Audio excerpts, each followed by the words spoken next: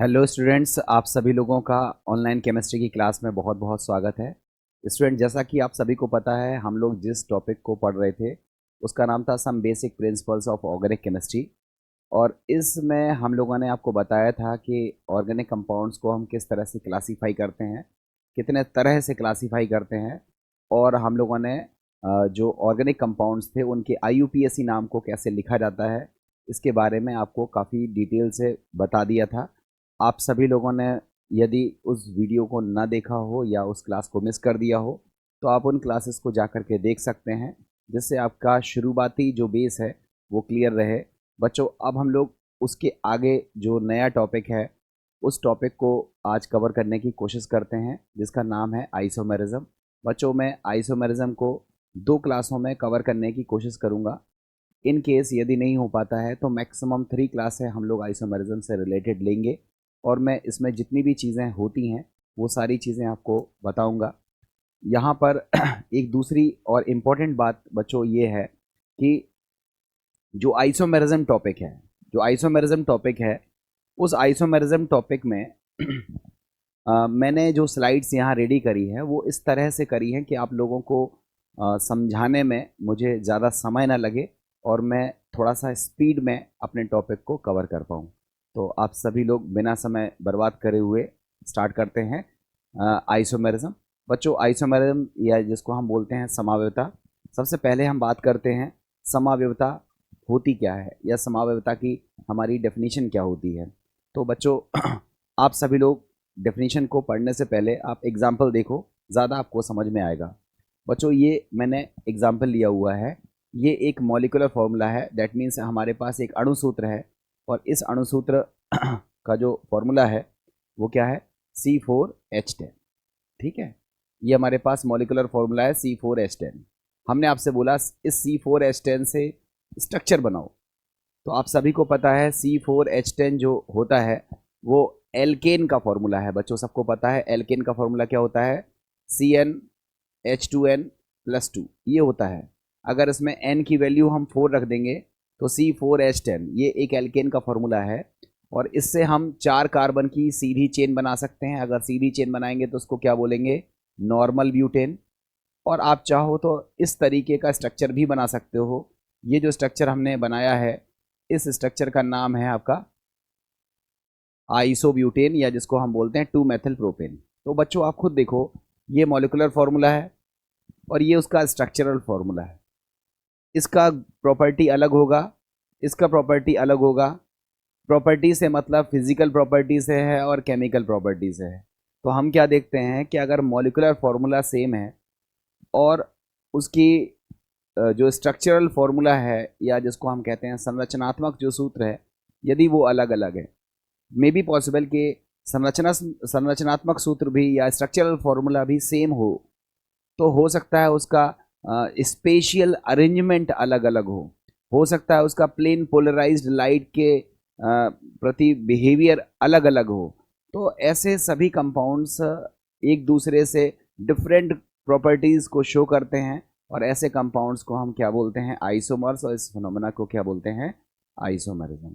तो बच्चों, हम पहले डेफिनेशंस पर बात कर लेते हैं। देखो बच्चों, लिखा हुआ है the compounds which has identical molecular formula but have different structural formula or different spatial arrangement in three-dimensional space, or have different behavior towards plane polarized light, known as isomers, and the phenomena is known as isomerism। Hindi में लिखा हुआ है, ऐसे यौगिक जिनके अणुसूत्र समान होते हैं किंतु उनके संरचना सूत्र अथवा त्रिविम आकाश में विन्यास भिन्न भिन्न होते हैं, अथवा उनका समतल ध्रुवित प्रकाश के प्रति व्यवहार भिन्न भिन्न होता है, जिससे उनके विभिन्न भौतिक तथा रासायनिक गुणों में अंतर पाया जाता है, ऐसे यौगिकों को हम समावयवी कहते हैं और इस घटना को हम लोग समावयवता कहते हैं। ये इसकी बेसिक डेफिनेशन है, आप इसको समझ गए होंगे। अब एग्जाम्पल के थ्रू हम और डिटेल में सीखने की कोशिश करते हैं। बच्चों ये फॉर्मूला था C4H10 का, जो कि एल्केन का फॉर्मूला था। हमने इससे एक सीधी एल्केन बनाई और एक साइड चेन वाली एल्केन बनाई, जिसका नाम था नॉर्मल ब्यूटेन और आइसोब्यूटेन। आपने देखा इनके बिहेवियर्स अलग अलग थे, इनके गुण अलग अलग थे, और इनको आपने कह दिया कि दीज आर आइसोमर्स और this phenomena is known as isomerism. हमने एक दूसरा एग्जाम्पल लिया, दूसरा एग्जाम्पल था C5H12 का। बच्चों इस वाले फॉर्मूले को भी देखो, कौन सा फॉर्मूला है, ये भी है CnH2n+2। इसमें n का वैल्यू 5 रखो, C5H12। बच्चों ये फॉर्मूला भी किसका है, एल्केन का फॉर्मूला है। और इस फॉर्मूले से अगर हम ड्रॉ करेंगे स्ट्रक्चर, तो आप 5 कार्बन की सीधी चेन बना सकते हो। देखो 1 2 3 4 5, 5 कार्बन की सीधी चेन बनाओगे तो इसका नाम हो जाएगा नॉर्मल पेंटेन, या IUPAC नाम लिखोगे तो उसको बोलोगे सिंपली पेंटेन। आप ये वाला स्ट्रक्चर भी ड्रॉ कर सकते हो। यहाँ कितने कार्बन है, 1 2 3 4, 4 कार्बन की चेन है और एक साइड चेन है जो कि 2 नंबर पर है। इसका अगर हम IUPAC नाम लिखें तो इसका IUPAC नाम हो जाएगा 2 मेथिल ब्यूटेन। इसका नाम हो जाएगा 2 मेथिल ब्यूटेन। आप इसी को आइसोपेंटेन भी कह सकते हो। तो इसी फॉर्मूले से आप ये भी ड्रॉ कर सकते हो, इसी फॉर्मूले से आप ये भी स्ट्रक्चर ड्रॉ कर सकते हो, और इसी फॉर्मूले से आप ये स्ट्रक्चर भी ड्रॉ कर सकते हो। इसमें देखो बच्चों 3 कार्बन की चेन है और 2 नंबर पर 2 मेथिल ग्रुप हैं, एक और दूसरा। तो बच्चों इसका नाम हो जाएगा 2 डाईमेथिल प्रोपेन, या इसी को हम लोग कॉमन नेम में क्या बोलते हैं, नियोपेंटेन। मैंने आपको पिछली क्लास में नॉर्मल, आइसो, नियो के बारे में काफ़ी विस्तार से बताया था, आपको ये चीज़ समझ में आ रही होगी। तो बच्चों देखो एक ही मॉलिक्यूलर फॉर्मूला है और उससे हमने 3 स्ट्रक्चर ड्रॉ कर दिए। अब आप बताओ 3 तरह के अगर स्ट्रक्चर हैं, दैट मीन्स 3 तरह के कंपाउंड्स हैं, इनके जो बिहेवियर्स होंगे वो भी क्या होंगे, अलग अलग होंगे। और ऐसे कंपाउंड्स को हम क्या बोलते हैं, आइसोमर्स, और इस फिनोमेना को बोलते हैं आइसोमेरिज्म। तो आई थिंक बच्चों आइसोमेरिज्म की डेफिनेशन आपको समझ में आ गई होगी। The compounds which have identical molecular formula but have different structural formula or different spatial arrangement or different behavior towards plane polarized light is known as isomers, and this phenomena is known as isomerism। तो बच्चों ये चीज़ आपको clear हो गई होगी। 2 example मैंने यहाँ पर देने की कोशिश करी है, आपको ये चीज़ समझ आ गई होगी। अब बच्चों हम लोग बात करते हैं टाइप्स ऑफ आइसोमेरिज्म। हमारे समावयवता को हम कितने भागों में बांट सकते हैं। तो बच्चों समावयवता को हम सबसे पहले तो 2 भागों में बांटते हैं। एक होता है स्ट्रक्चरल आइसोमेरिज्म, जिसको हम बोलते हैं संरचनात्मक समावयवता, और दूसरा होता है स्टीरियो आइसोमेरिज्म, जिसको हम बोलते हैं त्रिविम समावयवता। जो स्ट्रक्चरल आइसोमेरिज्म है उसको हम फिर से बांटते हैं 5 और 6 भागों में। ठीक है, कुछ किताबों में 5 लिखा रहता है, कुछ में 6 लिखा रहता है। 5-6 भागों में हम इसको बांटते हैं। 5-6 भाग कौन से होते हैं, चेन आइसोमेरिज्म, जिसको हम बोलते हैं श्रृंखला समावयवता, पोजीशन आइसोमेरिज्म, जिसको हम बोलते हैं स्थान समावयवता, मेटामेरिज्म, जिसको हम बोलते हैं मध्यावयवता, टॉटोमेरिज्म, जिसको हम बोलते हैं चलावयवता, और फंक्शनल आइसोमेरिज्म, जिसको हम बोलते हैं क्रियात्मक समावयवता। मतलब संरचनात्मक समावयवता को हम 5 भागों में मेनली बांटते हैं। कुछ किताबों में एक एक्स्ट्रा पार्ट दिया रहता है जिसको बोलते हैं ring chain isomerism. Ring chain isomerism भी इसी के अंतर्गत हम लोग स्टडी करते हैं, इसको बोलते हैं स्ट्रक्चरल आइसोमेरिज्म। अब अगर कोई पूछे स्ट्रक्चरल आइसोमेरिज्म क्या होती है, तो हम उस पर बात कर रहे हैं। अभी हम जस्ट क्लासिफिकेशन बताने की कोशिश कर रहे हैं कि जो आइसोमेरिज्म है इसको हम 2 भागों में बांटते हैं। स्ट्रक्चरल आइसोमेरिज्म, जिसको हमने 6 भागों में बांटा है। अब हम बात करते हैं स्टीरियो आइसोमेरिज्म, जिसको हम त्रिविम समावयवता कहते हैं, जिसको हम 3 भागों में बांटते हैं। एक होता है ज्योमेट्रिकल आइसोमेरिज्म, दूसरा होता है ऑप्टिकल आइसोमेरिज्म, और तीसरा होता है कन्फॉर्मेशनल आइसोमेरिज्म। तो इस तरह से हमने 3 भागों में इसको बांटा, 6 भागों में इसको बांटा, और इन सभी भागों को हमें एक एक करके डिटेल में स्टडी करना है। बच्चों ध्यान से समझना, एक एक करके डिटेल में स्टडी करना है इन्हीं के बारे में।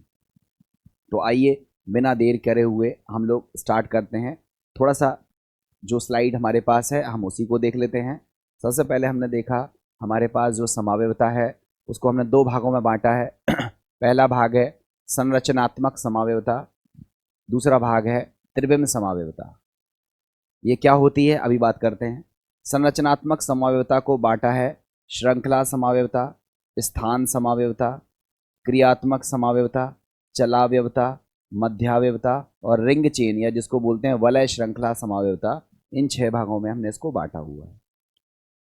त्रिविम समावेयता को बांटा है ज्योमेट्रिकल आइसोमेरिज्म मीन्स ज्यामितीय समावेयता, ऑप्टिकल आइसोमेरिज्म मीन्स प्रकाशक समावेयता, और कन्फॉर्मेशनल आइसोमेरिज्म मीन्स संरूपण समावेयता। ये त्रिविम समावेयता के भाग हैं। अब अगर कोई पूछ ले भाई संरचनात्मक समावेयता क्या होती है, तो नाम में ही छुपा हुआ है संरचना। तो जिनके अणुसूत्र समान हो मगर उनके संरचना सूत्र अलग अलग हों, ध्यान से सुनना, जिनके अणुसूत्र समान हो और जिनके संरचना सूत्र अलग अलग हों उन्हें हम लोग बोलते हैं संरचनात्मक समावयवी। और संरचनात्मक समावयवी और इस घटना को बोलते हैं संरचनात्मक समावेयता। ध्यान से सुनना बच्चों, यहाँ मॉलिक्यूलर फॉर्मूला सेम होगा, अणुसूत्र समान होगा, बट उनका जो स्ट्रक्चरल जो फॉर्मूला होगा, जो संरचनात्मक सूत्र होगा वो डिफरेंट होगा। जैसे अभी आपने इससे पहले वाले एग्जाम्पल में ही देखा था, देखो मॉलिक्यूलर फॉर्मूला सेम था मगर इनसे जो स्ट्रक्चर्स बन रहे थे वो अलग अलग तरीके के बन रहे थे। तो the compound which has same molecular formula but have different structural formula and because of this they have different physical as well as chemical properties. These isomers is called structural isomers and this phenomena is known as structural isomerism. तो बच्चों ये जो आपने example just पढ़े हुए थे ये basically कौन से एग्जाम्पल थे? ये एग्जाम्पल थे संरचनात्मक समावेयता के या स्ट्रक्चरल आइसोमर्स के। ठीक है, देखो क्या लिखा है, जब एक अणु में परमाणुओं की भिन्न भिन्न व्यवस्था के कारण समावेयता होती है तो यह घटना संरचनात्मक समावेयता कहलाती है और ऐसे समावयवियों को हम संरचनात्मक समावयवी या संरचनात्मक समावयव कहते हैं। ठीक है, इनको हम 6 भागों में बांटते हैं। और जब हम त्रिविम या स्टीरियो आइसोमर्स की बात करते हैं तो वहाँ मॉलिक्यूलर फॉर्मूला सेम होता है, वहाँ स्ट्रक्चरल फॉर्मूला भी सेम होता है, but they have different spatial arrangement in space और different behaviour towards plane polarised light. ये क्या चीज़ होती है, ये क्या अरेंजमेंट है, हम डिटेल में बात करेंगे। अभी एक झटके में हम त्रिविम समावेयता को नहीं सिखा सकते हैं, बट आप ध्यान केवल इतना रखो, यहाँ मॉलिक्यूलर फार्मूला सेम है बट स्ट्रक्चरल फार्मूला अलग अलग है, यहाँ मॉलिक्यूलर फार्मूला भी सेम है, स्ट्रक्चरल फार्मूला भी सेम है, बट इनका स्पेशियल अरेंजमेंट अलग अलग है, इनका प्लेन पोलराइज्ड लाइट के प्रति व्यवहार अलग अलग है। इनका जो समावयवी हैं इनको हम बोलते हैं त्रिविम समावयवी और इस घटना को बोलते हैं त्रिविम समावयवता या स्टीरियो आइसोमरिज्म। ये 3 भागों में होती है, ऑप्टिकल, ज्योमेट्रिकल और कन्फॉर्मेशनल। एक एक करके अब हम इनको डिटेल से पढ़ेंगे, विस्तार से पढ़ेंगे, तो आपको चीज़ें खुद ब खुद समझ में आएंगी। बच्चों ध्यान से समझना है कि जब तक हम लोग डिटेल में नहीं जाएंगे तब तक हम लोगों को इन सब के बारे में जानकारी नहीं मिलेगी। तो हम लोग बात करते हैं सबसे पहले, ये दूसरी स्लाइड है, वही स्लाइड है बट मैंने इंग्लिश में यहाँ पर बना के रखी है। Isomerism, structural and stereo. Structural isomerism है chain, position, functional, metamerism, tautomerism और रिंग चेन आइसोमेरिज्म के अंतर्गत ही सब आते हैं। स्टीरियो आइसोमेरिज्म में हमारी है configurational isomerism, conformational isomerism. Configurational isomerism में ज्योमेट्रिकल आइसोमेरिज्म है, ऑप्टिकल आइसोमेरिज्म है। और जब हम ऑप्टिकल आइसोमेरिज्म पढ़ेंगे तो एक टर्म आएगा एनेंशियोमर्स या एनेंशियोमेरिज्म और एक हो जाएगा डेस्ट्रोमेरिज्म। ठीक है बच्चों, देखो हमें क्लासिफिकेशन में उलझना नहीं है, हम आपको सिंपल क्लासिफिकेशन बताएंगे। जब हम उस पर्टिकुलर टर्म को पढ़ेंगे तो उस टर्म में हम डिटेल में बात करेंगे। ठीक है, तो ज़्यादा आपको कॉम्प्लिकेशंस में नहीं जाने हैं, आपको जो सिंपल जो आपने क्लासिफिकेशन पढ़ा हो 12th लेवल में, आप उसी क्लासिफिकेशन पर ही फोकस्ड रहो। हम डिटेल में एक एक करके बात करते हैं तो आपके खुद ब खुद कॉन्सेप्ट्स क्लियर होते चले जाएंगे। तो आप बच्चों, हम लोग बात करते हैं सबसे पहले स्ट्रक्चरल आइसोमेरिज्म की, जिसको हम बोलते हैं संरचनात्मक समावयवता, या जिसको हम बोलते हैं स्ट्रक्चरल आइसोमर्स की। स्ट्रक्चरल आइसोमेरिज्म लिखना चाहिए था, वो गलत लिख गया। ठीक है, देखो क्या लिखा है।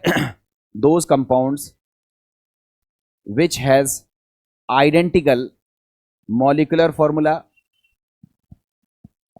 but have different structural formula, and because of this they have different physical and chemical properties are known as structural isomers, and the phenomena is known as structural isomerism।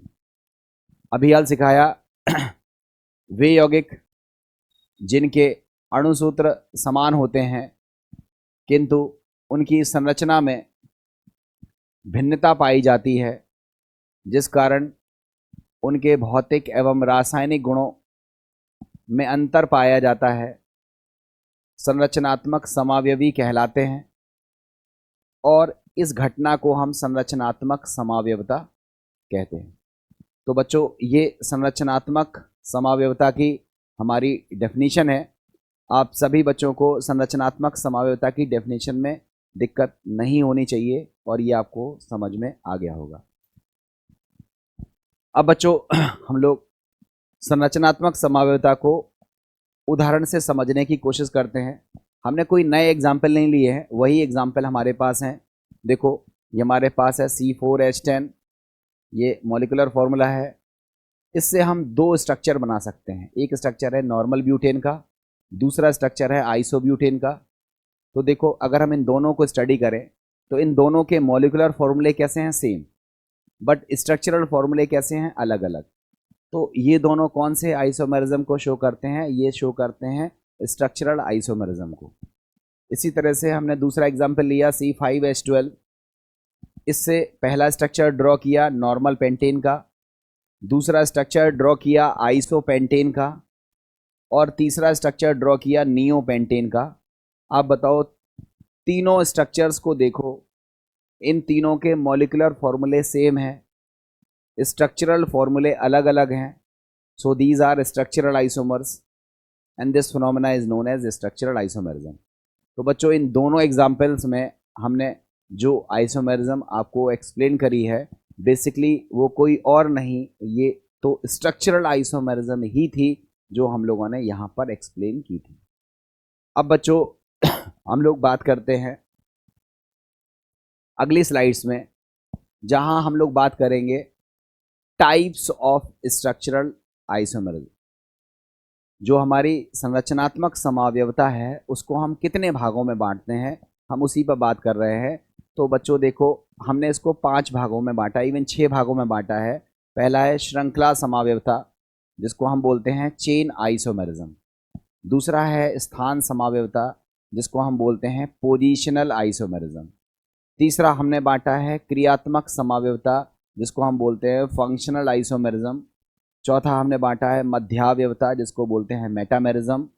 फिर बांटा है हमने रिंग चेन समावयवता, जिसमें हमने ring chain isomerism बोला है। और फिर लास्ट है चलावयवता, जिसको हम बोलते हैं टॉटोमेरिज्म। बच्चों, इतने टाइप की हमारी स्ट्रक्चरल आइसोमर्स होते हैं। बच्चों, मैं एक एक करके पढ़ा तो सभी रहा हूँ, बट जब हम जेई नीट की बात करते हैं तो उसमें ज़्यादातर क्वेश्चन आपके टॉटोमेरिज्म से आते हैं। मतलब जो मेन क्वेश्चन है वो आते हैं चलावयवता से, या कहें तो टॉटोमेरिज्म से। बाकी सबसे भी आते हैं, बट ज़्यादातर क्वेश्चन कहाँ से आते हैं? टॉटोमेरिज्म से आते हैं। तो हम इस टॉटोमेरिज्म को बहुत डिटेल में पढ़ेंगे, और बाकी के अलावा हमारी नेक्स्ट जो क्वेश्चन डेवलप होते हैं वो होते हैं स्टीरियो आइसोमेरिज्म से, जिसमें ऑप्टिकल आइसोमेरिज्म बहुत ज़्यादा पूछी जाती है, ज्योमेट्रिकल आइसोमेरिज्म, कॉन्फॉर्मेशनल आइसोमेरिज्म, इन सब पर बहुत सारे क्वेश्चंस बनते हैं। तो इन सब क्वेश्चंस को हम तभी कर पाएंगे जब हमें शुरू से चीज़ें क्रमबद्ध आती हों और हमें कोई डाउट्स दिमाग में ना रहे। तो बच्चों आई थिंक संरचनात्मक समावयवता क्या होती है और कितने टाइप की होती है ये आपको समझ आ रही होगी। आपने लिखा हुआ है संरचनात्मक समावयवता को हम निम्नलिखित भागों में बांट सकते हैं, और वो भाग कौन से हैं? श्रृंखला, स्थान, क्रियात्मक, मध्यावयवता, रिंग चेन और चलावयवता। अब बच्चों हम लोग एक एक करके इन पर बात करते हैं। सबसे पहले हमारी बात होती है श्रृंखला समावयवता की। बच्चों अगर हम बात करें कि श्रृंखला समावयवता क्या होती है तो उसको हम लोग कैसे एक्सप्लेन कर पाएंगे, श्रृंखला समावयवता को हम लोग कैसे बता पाएंगे, तो उसके बारे में देखो हमारी डेफिनेशन जो होगी वो ठीक वही है जो हमने अभी स्ट्रक्चरल आइसोमरिज्म की पढ़ी है। मतलब the compound which have same molecular formula but have different structural formula. मतलब अणुसूत्र समान है, संरचना सूत्र अलग अलग है, मगर यहाँ जो संरचना सूत्र में भिन्नता आ रही है, डिफरेंसेस आ रहे हैं, वो because of difference in carbon chain. जो कार्बन की जो श्रृंखला है उसमें अंतर की वजह से अगर समावयवता उत्पन्न होती है तो उसको हम क्या बोलते हैं? श्रृंखला समावयवता। और ऐसे यौगिकों को हम बोलते हैं श्रृंखला समावयवी। तो बच्चों देखते हैं इसकी डेफिनेशन। लिखा हुआ है 2 or more organic compounds having same molecular formula but different structural formula due to difference in the arrangement of carbon atoms constituting the chain। मतलब जो कार्बन चेन बना रहे हैं उन चेन का कंस्टिट्यूशन, जो चेन बनाने का जो ढंग है, अगर वो बदल जाए तो जो मॉलिक्यूल होते हैं वो जो समावयवता को या आइसोमरिज्म को शो करते हैं वही कहलाते हैं चेन आइसोमर्स, और इस फिनोमेना को बोलते हैं चेन आइसोमरिज्म। लिखा है आर टर्म्ड एज चेन और nuclear isomers and the phenomena is known as chain और न्यूक्लियर आइसोमरिज्म। तो बच्चों सरल सी डेफिनेशन है, आप सबको समझ में आ गई होगी। लिखा है जब दो या दो से अधिक ऐसे कार्बनिक यौगिक जिनके अणुसूत्र तो समान होते हैं किंतु उनके संरचना में भिन्नता कार्बन श्रृंखला में अंतर के कारण उत्पन्न होती है तो उन्हें हम श्रृंखला समावयवी कहते हैं, और इस घटना को हम श्रृंखला समावयवता कहते हैं। तो बच्चों ये डेफिनेशन थी, सिंपल डेफिनेशन थी, आपको समझ आ गई होगी। ठीक है, अब अगर हम इसके एग्जांपल्स की बात करें तो फिर कोई नए एग्जांपल नहीं लेना है, आप खुद ही देख लो। C4H10 इसमें कार्बन की श्रृंखला 4 कार्बन की सीधी श्रृंखला थी, यहाँ पर सीधी श्रृंखला तो 3 की है और एक क्या लग गया? Side chain. तो बच्चों यही एग्जाम्पल हमने आइसोमेरिज्म को एक्सप्लेन करने में सिखाए, यही एग्जाम्पल हमने आपको स्ट्रक्चरल आइसोमेरिज्म को एक्सप्लेन करने में सिखाए, और यही एग्जाम्पल हम आपको फिर से बता रहे हैं। कब? जब हम चेन आइसोमर्स को या चेन आइसोमेरिज्म को यहाँ एक्सप्लेन कर रहे हैं। तो यहाँ देखो इनके अणुसूत्र समान हैं, इनके संरचना सूत्र या स्ट्रक्चरल फॉर्मूले अलग अलग हैं, और जो डिफरेंस है वो किस वजह से है? तो आप कहोगे कार्बन चेन में डिफरेंस होने की वजह से यहाँ डिफरेंस देखने के लिए मिल रहा है। So these are chain isomers, और इस फिनोमेना को बोलते हैं चेन आइसोमरिज्म। ये दूसरा एग्जाम्पल है, ये भी देखो सेम है, C5H12 इसमें 5 कार्बन की सीधी चेन है तो इसका नाम हो गया नॉर्मल पेंटेन। एक दूसरा है जिसमें हमने बात करी है आइसोपेंटेन की, और फिर ये तीसरा है जिसमें हमने बात करी है नियोपेंटेन की। तो बच्चों आप खुद ही देखो, नॉर्मल पेंटेन, आइसोपेंटेन और नियोपेंटेन, इन तीनों में अगर हम बात करें तो हम क्या देखते हैं? हम देखते हैं कि इनमें मॉलिक्यूलर फॉर्मूले सेम हैं, इनमें हम देखते हैं कि स्ट्रक्चरल फॉर्मूले अलग अलग हैं, और जो स्ट्रक्चरल फॉर्मूले में डिफरेंस है वो किस वजह से आ रहा है? वो आ रहा है कार्बन चेन में डिफरेंस होने की वजह से। इसलिए ये सारे एग्जाम्पल्स किसके हैं? चेन आइसोमेरिज्म के एग्जाम्पल हैं, और हमें लगता है ये आपको समझ में आ गया होगा। अब बच्चों हम लोग दूसरी डेफिनेशन पर बात करते हैं। हमारा जो नेक्स्ट डेफिनेशन है वो है पोजिशनल आइसोमेरिज्म, या जिसको हम बोलते हैं स्थान समावयवता। बच्चों स्थान समावयवता बेसिकली क्या होती है? इसमें अणुसूत्र तो समान होते हैं, मॉलिक्यूलर फॉर्मूले सेम होते हैं, स्ट्रक्चरल फॉर्मूले अलग अलग होते हैं। ठीक है, वो तो हो गई चूंकि स्ट्रक्चरल आइसोमेरिज्म का टाइप है। तो मॉलिक्यूलर फॉर्मूले सेम है, स्ट्रक्चरल फॉर्मूले डिफरेंट हैं, अलग अलग हैं।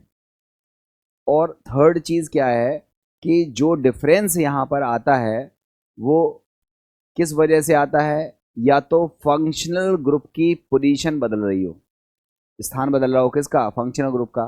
कभी फंक्शनल ग्रुप 1 नंबर पर जुड़ा है, कभी 2 नंबर पर जुड़ा है, कभी 3 नंबर पर जुड़ा है। तो मॉलिक्यूलर फॉर्मूले सेम होते हैं, स्ट्रक्चरल फॉर्मूले डिफरेंट होते हैं। और जो स्ट्रक्चरल फॉर्मूले में डिफरेंस देखा जाता है वो किस वजह से देखा जाता है? वो देखा जाता है या तो फंक्शनल ग्रुप की पोजीशन चेंज हो, या फिर सब्स्टिट्यूएंट की पोजीशन चेंज हो, या फिर डबल बॉन्ड और ट्रिपल बॉन्ड की पोजीशन चेंज हो। अगर इनकी पोजीशन डिफरेंट रहती है तो ऐसे हम आइसोमर्स को बोलते हैं फंक्शनल ऐसे आइसोमर्स को हम बोलते हैं पोजीशन आइसोमर्स, और इस फिनोमेना को बोलते हैं पोजीशन आइसोमरिज्म। तो आइए देखते हैं इसके बारे में। देखो लिखा है if compounds with the same molecular formula same है, differ in the position of the same functional group। Functional group नहीं बदलना है, फंक्शनल ग्रुप वही रहेगा, बस उसकी पोजीशन बदलना है। Differ in the position of the same functional group, और सब्स्टिट्यूएंट, या तो सब्स्टिट्यूएंट की पोजीशन बदल जाए, on the identical base chain नहीं बदलनी है, चेन वही रहेगी, केवल फंक्शनल ग्रुप की पोजीशन बदल जाए या सब्स्टिट्यूएंट की पोजीशन बदल जाए। The compounds are called positional isomers. Isomerism between positional isomers is called positional isomerism. तो बच्चों आपने देखा कि कार्बन की चेन में हमें बदलाव नहीं करना है, कार्बन की चेन हमको क्या सी रखनी है? सेम रखनी है। हमको केवल और केवल बदलना है तो आइडेंटिकल फंक्शनल ग्रुप में चेंज करना है, सब्स्टिट्यूएंट में चेंज करना है, और उनकी पोजीशन अगर चेंज हो जाएगी तो ऐसे आइसोमर्स को हम बोलते हैं पोजिशनल आइसोमर्स, और इस फिनोमेना को बोलते हैं पोजिशनल आइसोमरिज्म। तो बच्चों ये पोजिशनल आइसोमरिज्म की डेफिनेशन थी, वही डेफिनेशन हिंदी में भी लिखी हुई है। ऐसे कार्बनिक यौगिक जिनके अणुसूत्र तो समान होते हैं किंतु उनमें उपस्थित क्रियात्मक समूह अथवा प्रतिस्थापी समूह अथवा असंतृप्त बंध की स्थिति में अंतर के कारण उनकी संरचना में अंतर पाया जाता है, तो ऐसे समावयवियों को हम स्थान समावयवी कहते हैं, और इस घटना को हम क्या बोलते हैं? स्थान समावयवता कहते हैं। तो बच्चों डेफिनेशन आपको समझ में आ गई होगी। फिर से समझो, हमें चेन या कहें तो बेस चेन हमें सेम रखनी है, नंबर ऑफ कार्बन उसमें कैसे होने चाहिए? सेम होने चाहिए। आपको बदलाव करना है तो केवल 2-3 चीज़ों में, या तो आप फंक्शनल ग्रुप में बदलाव करो, या फिर आप बदलाव करो किसमें? डबल बॉन्ड ट्रिपल बॉन्ड की पोजीशन में, या फिर बदलाव करो आप सब्स्टिट्यूएंट की पोजीशन में। आप पोजीशन बदलोगे तो ऐसे आइसोमर्स को हम बोलेंगे पोजिशनल आइसोमरिज्म, पोजिशनल आइसोमर्स, और इस फिनोमेना को बोलेंगे पोजिशनल आइसोमरिज्म। आइए देखते हैं एग्जाम्पल्स, उससे आपको चीज़ें ज़्यादा समझ में आएंगी। बच्चों ये देखो ये हमारे पास एक फार्मूला है, और फार्मूला किस चीज़ का है? ये है C4H8 का। ये फार्मूला किसका है? C4H8 का।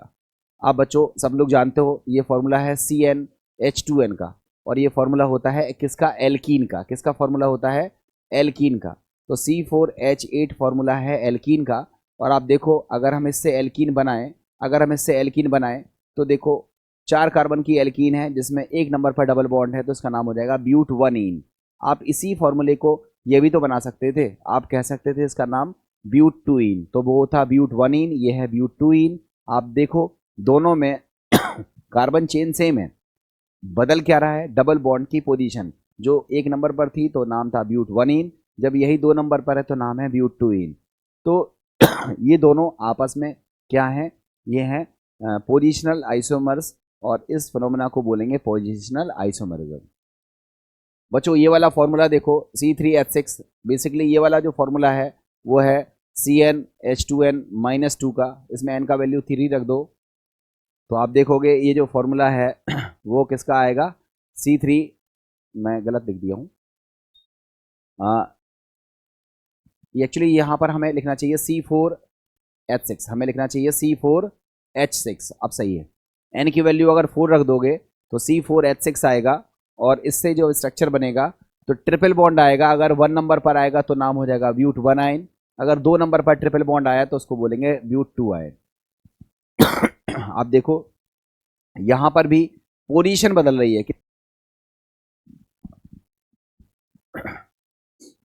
अब देखिए यहाँ पे हमारा जो तीसरा हमारे पास एग्जाम्पल है, उस एग्जाम्पल को आप देखिए, ये है C3H7Cl। ठीक है, C3H7Cl है हमारे पास, जिसको अपन लोग क्या लिख सकते हैं, CnH2n+1, जिसको एल्किल ग्रुप बोलते हैं, और ये साथ में है Cl। तो बच्चों देखो, C3H7Cl में अगर 3 कार्बन की सीरीज चेन बनाकर Cl को अगर हम पोजीशन नंबर 1 पर लगा दें तो उसका नाम हो जाएगा 1 क्लोरोप्रोपेन।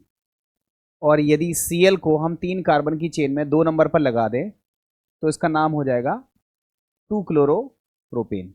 तो यहाँ पर भी हम लोग क्या देख रहे हैं कि क्लोरीन की जो पोजीशन है उसमें हमारा अंतर आ रहा है, और इसलिए हम लोग इनको पोजीशन आइसोमर्स की कैटेगरी में रख रहे हैं। बच्चों इसी तरह से हमारा जो नेक्स्ट एग्जाम्पल है C2H4Cl2। बच्चों इसको आप ऐसे सोचो, C2H6 ये आपको पता है इथेन का फॉर्मूला है। इसमें से अगर हम 2 H को माइनस करके 2 क्लोरीन ऐड कर दें तो हमारा फॉर्मूला क्या बन जाएगा, C2H4Cl2। तो बच्चों 2 कार्बन की चेन है और 2 क्लोरीन अगर हम 1 नंबर पर लगा देंगे तो उसको बोलेंगे 1,1 डाइक्लोरो इथेन। और यदि यही क्लोरीन हम एक लगा दें 1 नंबर पर, एक लगा दें 2 नंबर पर, तो इसका नाम हो जाएगा 1,2 डाइक्लोरो इथेन। तो यहाँ पर भी हम लोग क्या देख रहे हैं कि Cl की पोजीशन चेंज हो रही है, तो इसको भी हम लोग क्या कह रहे हैं, पोजिशनल आइसोमर्स कह रहे हैं।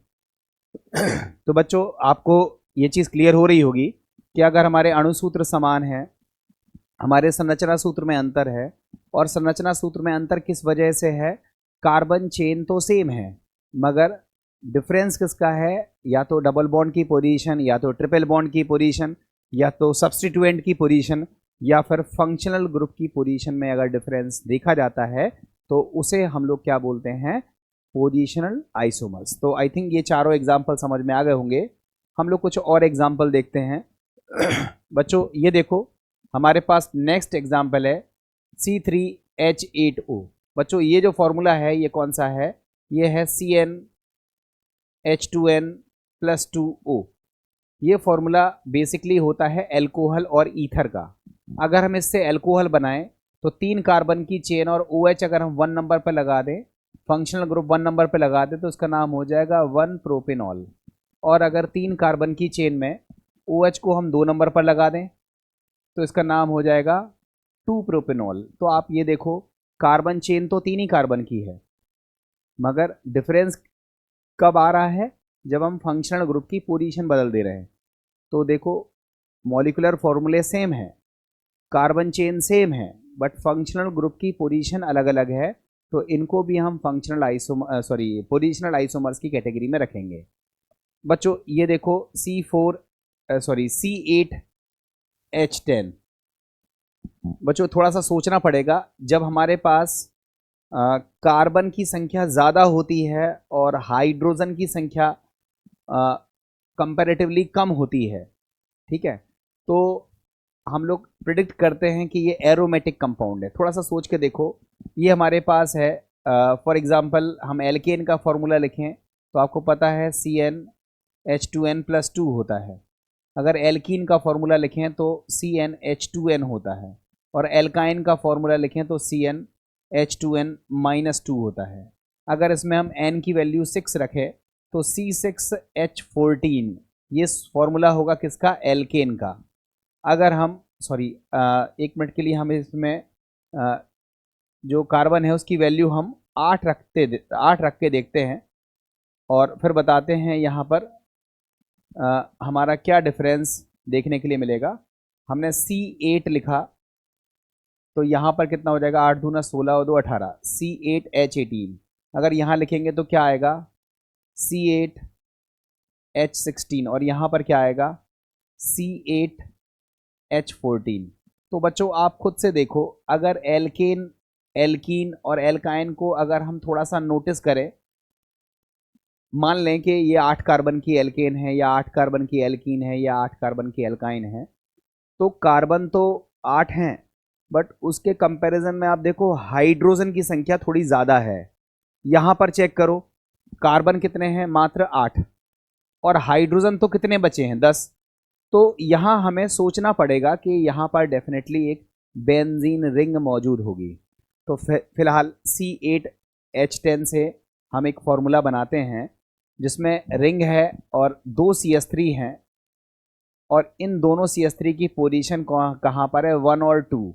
1 और 2 को हम लोग बोलते हैं ऑर्थो। तो बच्चों ये कहलाता है ऑर्थोजाइलिन। अगर CH3 की पोजीशन हम 1 और 3 पर लगा दें तो उसको बोलेंगे मेटाजाइलिन, और CH3 की पोजीशन अगर हम 1 और 4 लगा दें तो उसको क्या बोलते हैं, पैराजाइलिन।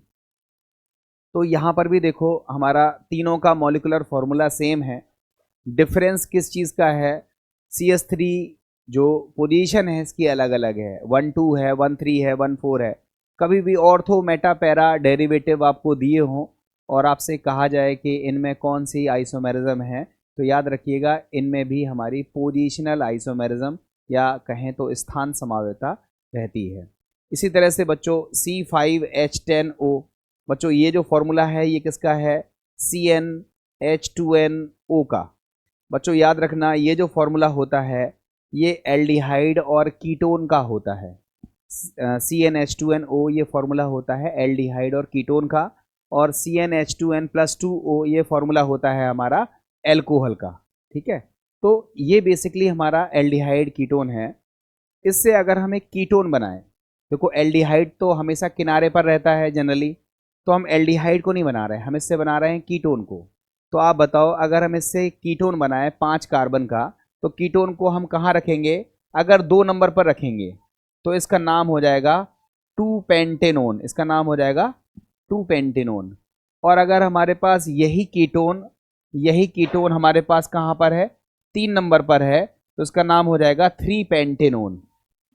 ठीक है, तो आप खुद से देखो पोजीशन बदल रही है, कीटोन ग्रुप की पोजीशन बदल रही है। 2 नंबर पर है तो नाम है 2 पेंटेनोन, और 3 नंबर पर है तो इसका नाम है 3 पेंटेनोन। तो यहाँ पर भी आप देख रहे हो पोजीशन बदलती हुई, तो यहाँ पर भी हमारे ये पोजिशनल आइसोमर्स की कैटेगरी में एग्जाम्पल्स और आगे दिखाई दे रहे होंगे आपको। बच्चों अब हम लोग बात करते हैं नेक्स्ट समावयवता की, जिसका नाम है हमारा क्रियात्मक समावयवता, जिसको हम बोलते हैं फंक्शनल आइसोमेरिज्म। Functional isomerism. बच्चों यहाँ पर थोड़ा सा ध्यान से समझिएगा सभी बच्चे, मैंने लैंग्वेज लिखी नहीं है, वैसे भी आप लैंग्वेज बड़े आराम से खुद से बोल करके बना सकते हो। हम आपसे पूछें फंक्शनल आइसोमेरिज्म क्या होती है, तो आप क्या बोलोगे, ऐसे ऑर्गेनिक कंपाउंड्स जिनके मॉलिक्यूलर फॉर्मूले तो सेम होते हैं, स्ट्रक्चरल फॉर्मूले अलग अलग होते हैं, और स्ट्रक्चरल फॉर्मूले में जो डिफरेंस है वो जनरेट होता है due to different functional groups. ऐसे कार्बनिक यौगिक जिनके अणु सूत्र तो समान होते हैं किंतु उनके संरचना सूत्र में भिन्नता होती है, और यह भिन्नता क्रियात्मक समूह में अंतर के कारण आती है, तो ऐसे समावयवियों को हम क्रियात्मक समावयवी कहते हैं। The compound which have same molecular formula but have different structural formula and the difference generated due to difference in functional group, then these isomers are known as functional isomers and this isomerism is known as functional isomerism. तो बच्चों definition जो पुरानी चल रही थी वही definition यहाँ पर फिर से लगी हुई है। बस याद रखना है कि अब हमारा अणुसूत्र जो होगा उससे हम 2 कंपाउंड बनाएंगे और उनमें फंक्शनल ग्रुप अलग अलग देखने के लिए मिलेगा, तो हम उनको हम फंक्शनल आइसोमर्स या कहें तो क्रियात्मक समावयवी कहेंगे। ठीक है, तो आइए देखते हैं हम लोग देखो बच्चों, मैंने कुछ ऑलरेडी लिए हुए हैं। बच्चों ध्यान रखना, वैसे तो इनको हम जोड़ों में पढ़ते हैं मतलब पेयर के रूप में पढ़ते हैं। जैसे हम आपसे बोले हैं कि एल्कोहल और ईथर ये फंक्शनल आइसोमर्स होते हैं, एल्कोहल्स और ईथर। आप कहोगे सर कैसे होते हैं, तो उसका एग्जांपल चेक कर लो।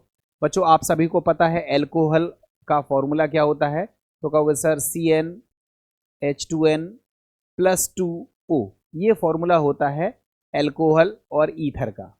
इसमें n की वैल्यू रख दो, हम n की वैल्यू 2 रख देते हैं, तो C2 2 to the 4 + 2 6, C2H6O ये हमारा मॉलिक्यूलर फॉर्मूला बनेगा। इस फॉर्मूले से अगर हम एल्कोहल बनाएं तो 2 कार्बन की चेन और OH, इसको हम क्या बोलेंगे, एथिल एल्कोहल। इसी फॉर्मूले से हम ये भी तो बना सकते हैं CH3 और बीच में O, इसको हम क्या बोलते हैं, ईथर। और इसका नाम तो पता ही है, 2 CH3 है, सो इसको हम बोल सकते हैं कॉमन नेम में डाईमेथिल ईथर। तो बताओ एल्कोहल और ईथर इन दोनों का मॉलिक्यूलर फॉर्मूला क्या है, सेम है। तो सेम मॉलिक्यूलर फॉर्मूले से जब ऐसे दो कंपाउंड्स बनते हैं जिनका स्ट्रक्चर अलग अलग है और स्ट्रक्चर में डिफरेंस किस वजह से है, डिफरेंट फंक्शनल ग्रुप की वजह से है, तो इनको हम फंक्शनल आइसोमर्स कहते हैं या क्रियात्मक समावयवी कहते हैं, और इस घटना को क्रियात्मक समावयवता कह सकते हैं। एक और एग्जांपल देखो, C3H8O। बच्चों ये देखो n की वैल्यू 3 रखो, तो 3 2 6 + 2 8, C3H8O ये भी हमारे एल्कोहल के फॉर्मूले को फुलफिल कर रहा है। तो 3 कार्बन की चेन बनाओ, किनारे पर OH लगाओ, इसको हम क्या बोलेंगे, नॉर्मल प्रोपिल एल्कोहल। और अगर इसी ऑक्सीजन को हम बीच में रखें तो 2 कार्बन इस तरफ एथिल बोलेंगे, 1 कार्बन इधर मैथिल बोलेंगे, और इसको क्या बोलेंगे, एथिल मैथिल ईथर। तो बताओ बच्चों, इसी फॉर्मूले से एक बार एल्कोहल बना सकते हो, एक बार ईथर बना सकते हो। सो एल्कोहल और ईथर आपस में क्या होते हैं, आपस में होते हैं हमारे फंक्शनल आइसोमर्स। इसी तरह से ये वाला फॉर्मूला देखो, C4H10O चेक कर लो, n की वैल्यू 4 रखो, C4H10O।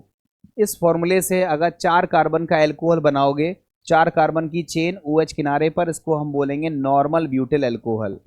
और इसी 4 कार्बन से आप बीच में O लगाते हुए इधर 2 कार्बन का एथिल लगा दो और इधर भी 2 कार्बन का एथिल लगा दो, तो इसको क्या बोलोगे, डाई एथिल ईथर। तो देखो हमारा मॉलिक्यूलर फॉर्मूला सेम है और इससे 2 फंक्शनल ग्रुप क्रिएट हो रहे हैं, एक एल्कोहल और एक ईथर। तो ये जो एल्कोहल और ईथर है ये डिफरेंट फंक्शनल ग्रुप कंटेन करते हैं, इसलिए इनको हम फंक्शनल आइसोमर्स कहते हैं। यहाँ आपको तीनों एग्जांपल्स में ये बात क्लियर होती हुई दिख रही होगी। अब बच्चों हम लोग आगे देखते हैं दूसरे के पेयर को। अब जो हमारा दूसरा पेयर है बेसिकली वो है एल्डिहाइड और कीटोन, इसी नाम से चलता है, एल्डिहाइड और कीटोन। मगर एल्डिहाइड और कीटोन के अलावा हम कुछ कंपाउंड और भी क्रिएट कर सकते हैं उसी मॉलिक्यूलर फॉर्मूले से। तो हमारा मेन ऑब्जर्वेशन रहेगा कि एक ही मॉलिक्यूलर फॉर्मूले से हम एक बार बनाएंगे एल्डिहाइड, एक बार बनाएंगे कीटोन। मगर ऐसा नहीं है कि हम एल्डिहाइड कीटोन बना करके रुक जाएंगे, हम और भी सोच सकते हैं कि क्या हम और भी इसी मॉलिक्यूलर फॉर्मूले से कुछ और कंपाउंड्स क्रिएट कर सकते हैं। अगर हम क्रिएट कर ले गए तो डेफिनेटली वो क्या होंगे, असंतृप्त एल्कोहल होंगे, अनसैचुरेटेड एल्कोहल होंगे, और भी चीज़ें क्रिएट की जा सकती हैं। तो खैर एक बार चेक करके देखते हैं, आपको खुद ही समझ में आएगा। पहले मैं आपको एल्डिहाइड कीटोन का फॉर्मूला बता दूं। देखो बच्चों ये होता है फॉर्मूला CnH2nO। ये मॉलिक्यूलर फॉर्मूला होता है किसका, एल्डिहाइड और कीटोन का। अब देखो अगर हम इसमें n की वैल्यू 3 रख दें तो C3H6O ये हमारा मॉलिक्यूलर फॉर्मूला है। इससे बनाओ तो आप कहोगे सर 3 कार्बन का एल्डिहाइड बनाते हैं, तो 1 कार्बन 2 कार्बन 3 कार्बन का एल्डिहाइड जिसका नाम कॉमन नेम है प्रोपियोनेल्डिहाइड, IUPAC नाम प्रोपेनल। और इसी से आप 3 कार्बन का कीटोन बना लो, इसका नाम हो जाएगा एसीटोन, कॉमन नेम हो जाएगा एसीटोन, IUPAC नाम हो जाएगा प्रोपेनोन। तो बच्चों देखो C3 1 2 3 कार्बन, H6 3 2 5 और 1 6 हाइड्रोजन और 1 oxygen, same to same, 3 carbon है 6 हाइड्रोजन है 1 ऑक्सीजन है। तो एल्डिहाइड और कीटोन का दोनों का मॉलिक्यूलर फॉर्मूला सेम रहता है। अब जब कभी भी आप इस फॉर्मूले को देखोगे तुरंत उछल के क्या बना दोगे, एक एल्डिहाइड बना दोगे, एक कीटोन बना दोगे। बट इसके अलावा भी कुछ और बन सकते हैं। देखो आपके सामने है, आप ये वाला फॉर्मूला भी बना सकते हो। इसमें देखो 1 और 2 नंबर पर ये जो ईथर लगा हुआ है इसको इपॉक्सी कहते हैं, तो इसको बोलेंगे 1,2 इपॉक्सी, और 3 कार्बन की चेन है तो प्रोपेन, तो इसका नाम हो जाएगा 1,2 इपॉक्सी प्रोपेन। इसी फॉर्मूले से बन सकता है। इसी फॉर्मूले से तो ये भी बन सकता है जिसका नाम है एलिल एल्कोहल। बच्चों ये एलिल एल्कोहल है, देखो यहाँ पर ये, इसको बोलते हैं विनाइल, विनाइलिक, इसको बोलते हैं विनाइलिक ग्रुप, और इसको बोला जाता है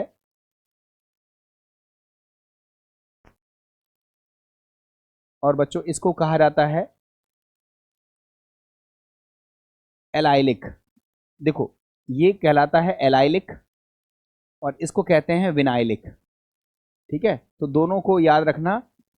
आप ये देख लो कि इस वाले स्ट्रक्चर को देखो और इससे लगा हुआ है OH, इसको बोलते हैं एलिल, तो इसका नाम हो गया एलिल एल्कोहल।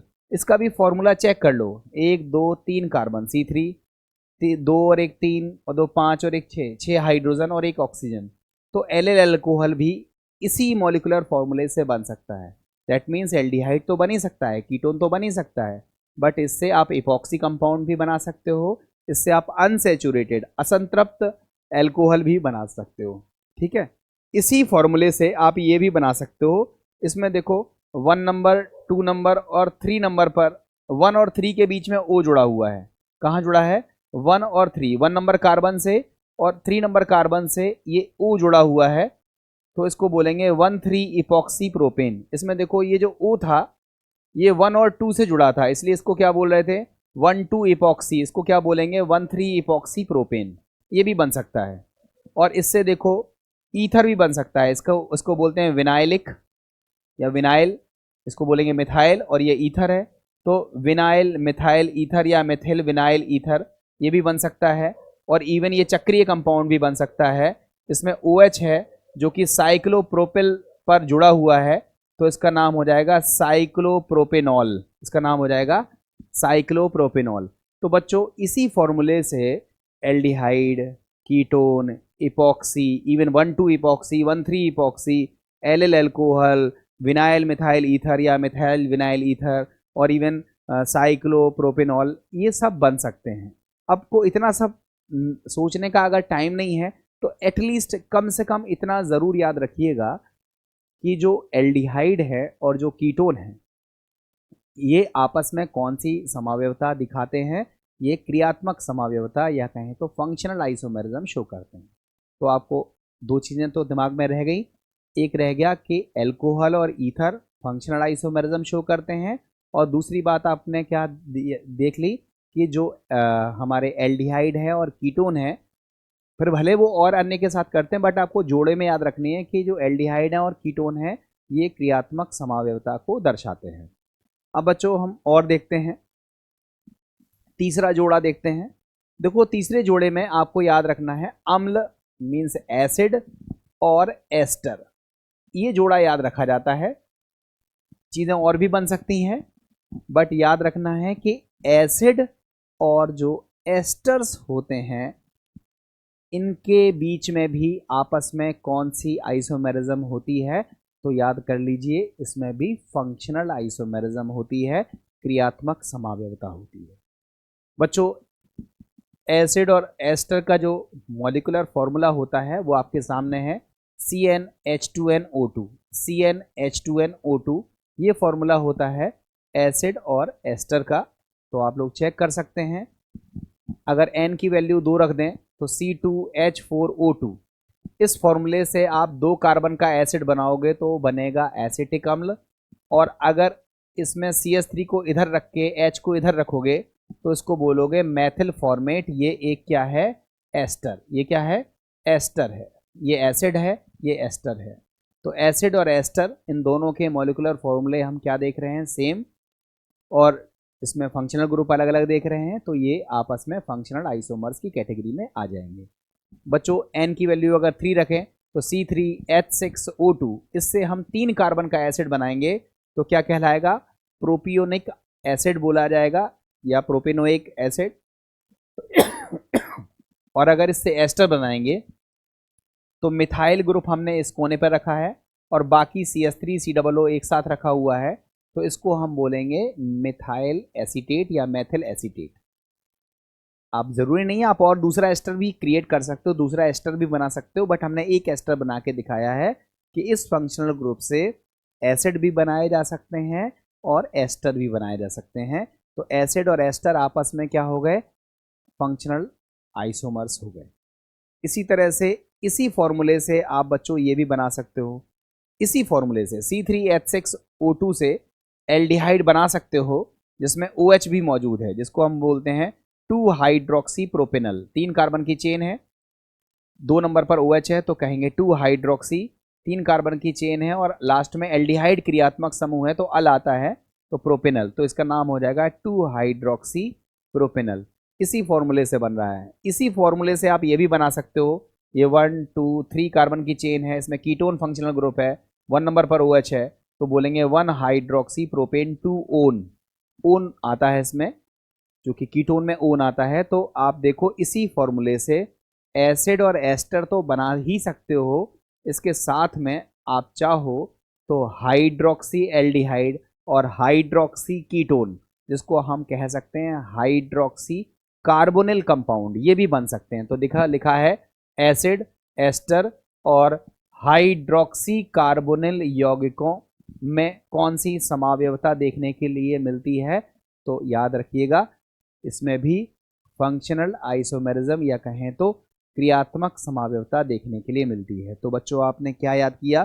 पहला याद किया एल्कोहल ईथर, दूसरा आपने किया एल्डिहाइड कीटोन, और भी है बट एल्डिहाइड कीटोन हमने याद करने के लिए बोला है आपसे।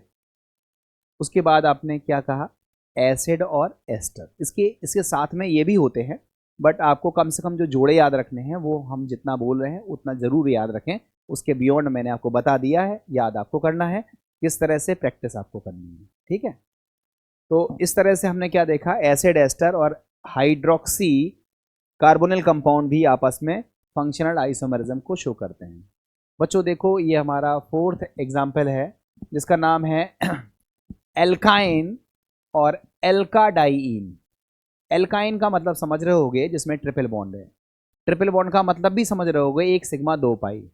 तो 2 पाई बॉन्ड होने चाहिए, चाहे वो एक साथ हो चाहे वो अलग अलग जगह पे हों। अगर अलग अलग जगह पे 2 पाई बॉन्ड रहेंगे तो उसको हम एल्काडाइइन कहेंगे, और अगर एक ही जगह पे दोनों पाई बॉन्ड रहेंगे, दैट मीन्स ट्रिपल बॉन्ड रहेगा, तो उसको हम एल्काइन कहेंगे। तो एल्काइन का जो फॉर्मूला है वो आपको पता है क्या होता है? CnH2n-2। इसमें n की वैल्यू 4 रखिए, 4 से कम रखोगे तो हमारे पास एल्कीन या कहें तो एल्काडाइइन बन तो जाएगी बट अनस्टेबल हो सकती है। इसलिए थोड़ा समझने के लिए हमने n की वैल्यू कितनी रखी? 4। अगर हम n की वैल्यू 4 रखेंगे तो C4H6 फॉर्मूला बनेगा। इससे आप 4 कार्बन की चेन ट्रिपल बॉन्ड 1 नंबर पर लगाओगे तो उसका नाम हो जाएगा 1 ब्यूटाइन। और अगर आपने यही ट्रिपल बॉन्ड ना लगा करके एक डबल बॉन्ड यहाँ लगा दिया, एक डबल बॉन्ड यहाँ लगा दिया, तो आप खुद देखो इसका भी मॉलिक्यूलर फॉर्मूला यही रहेगा और इसका नाम हो जाएगा 1,3 ब्यूटाडाइइन।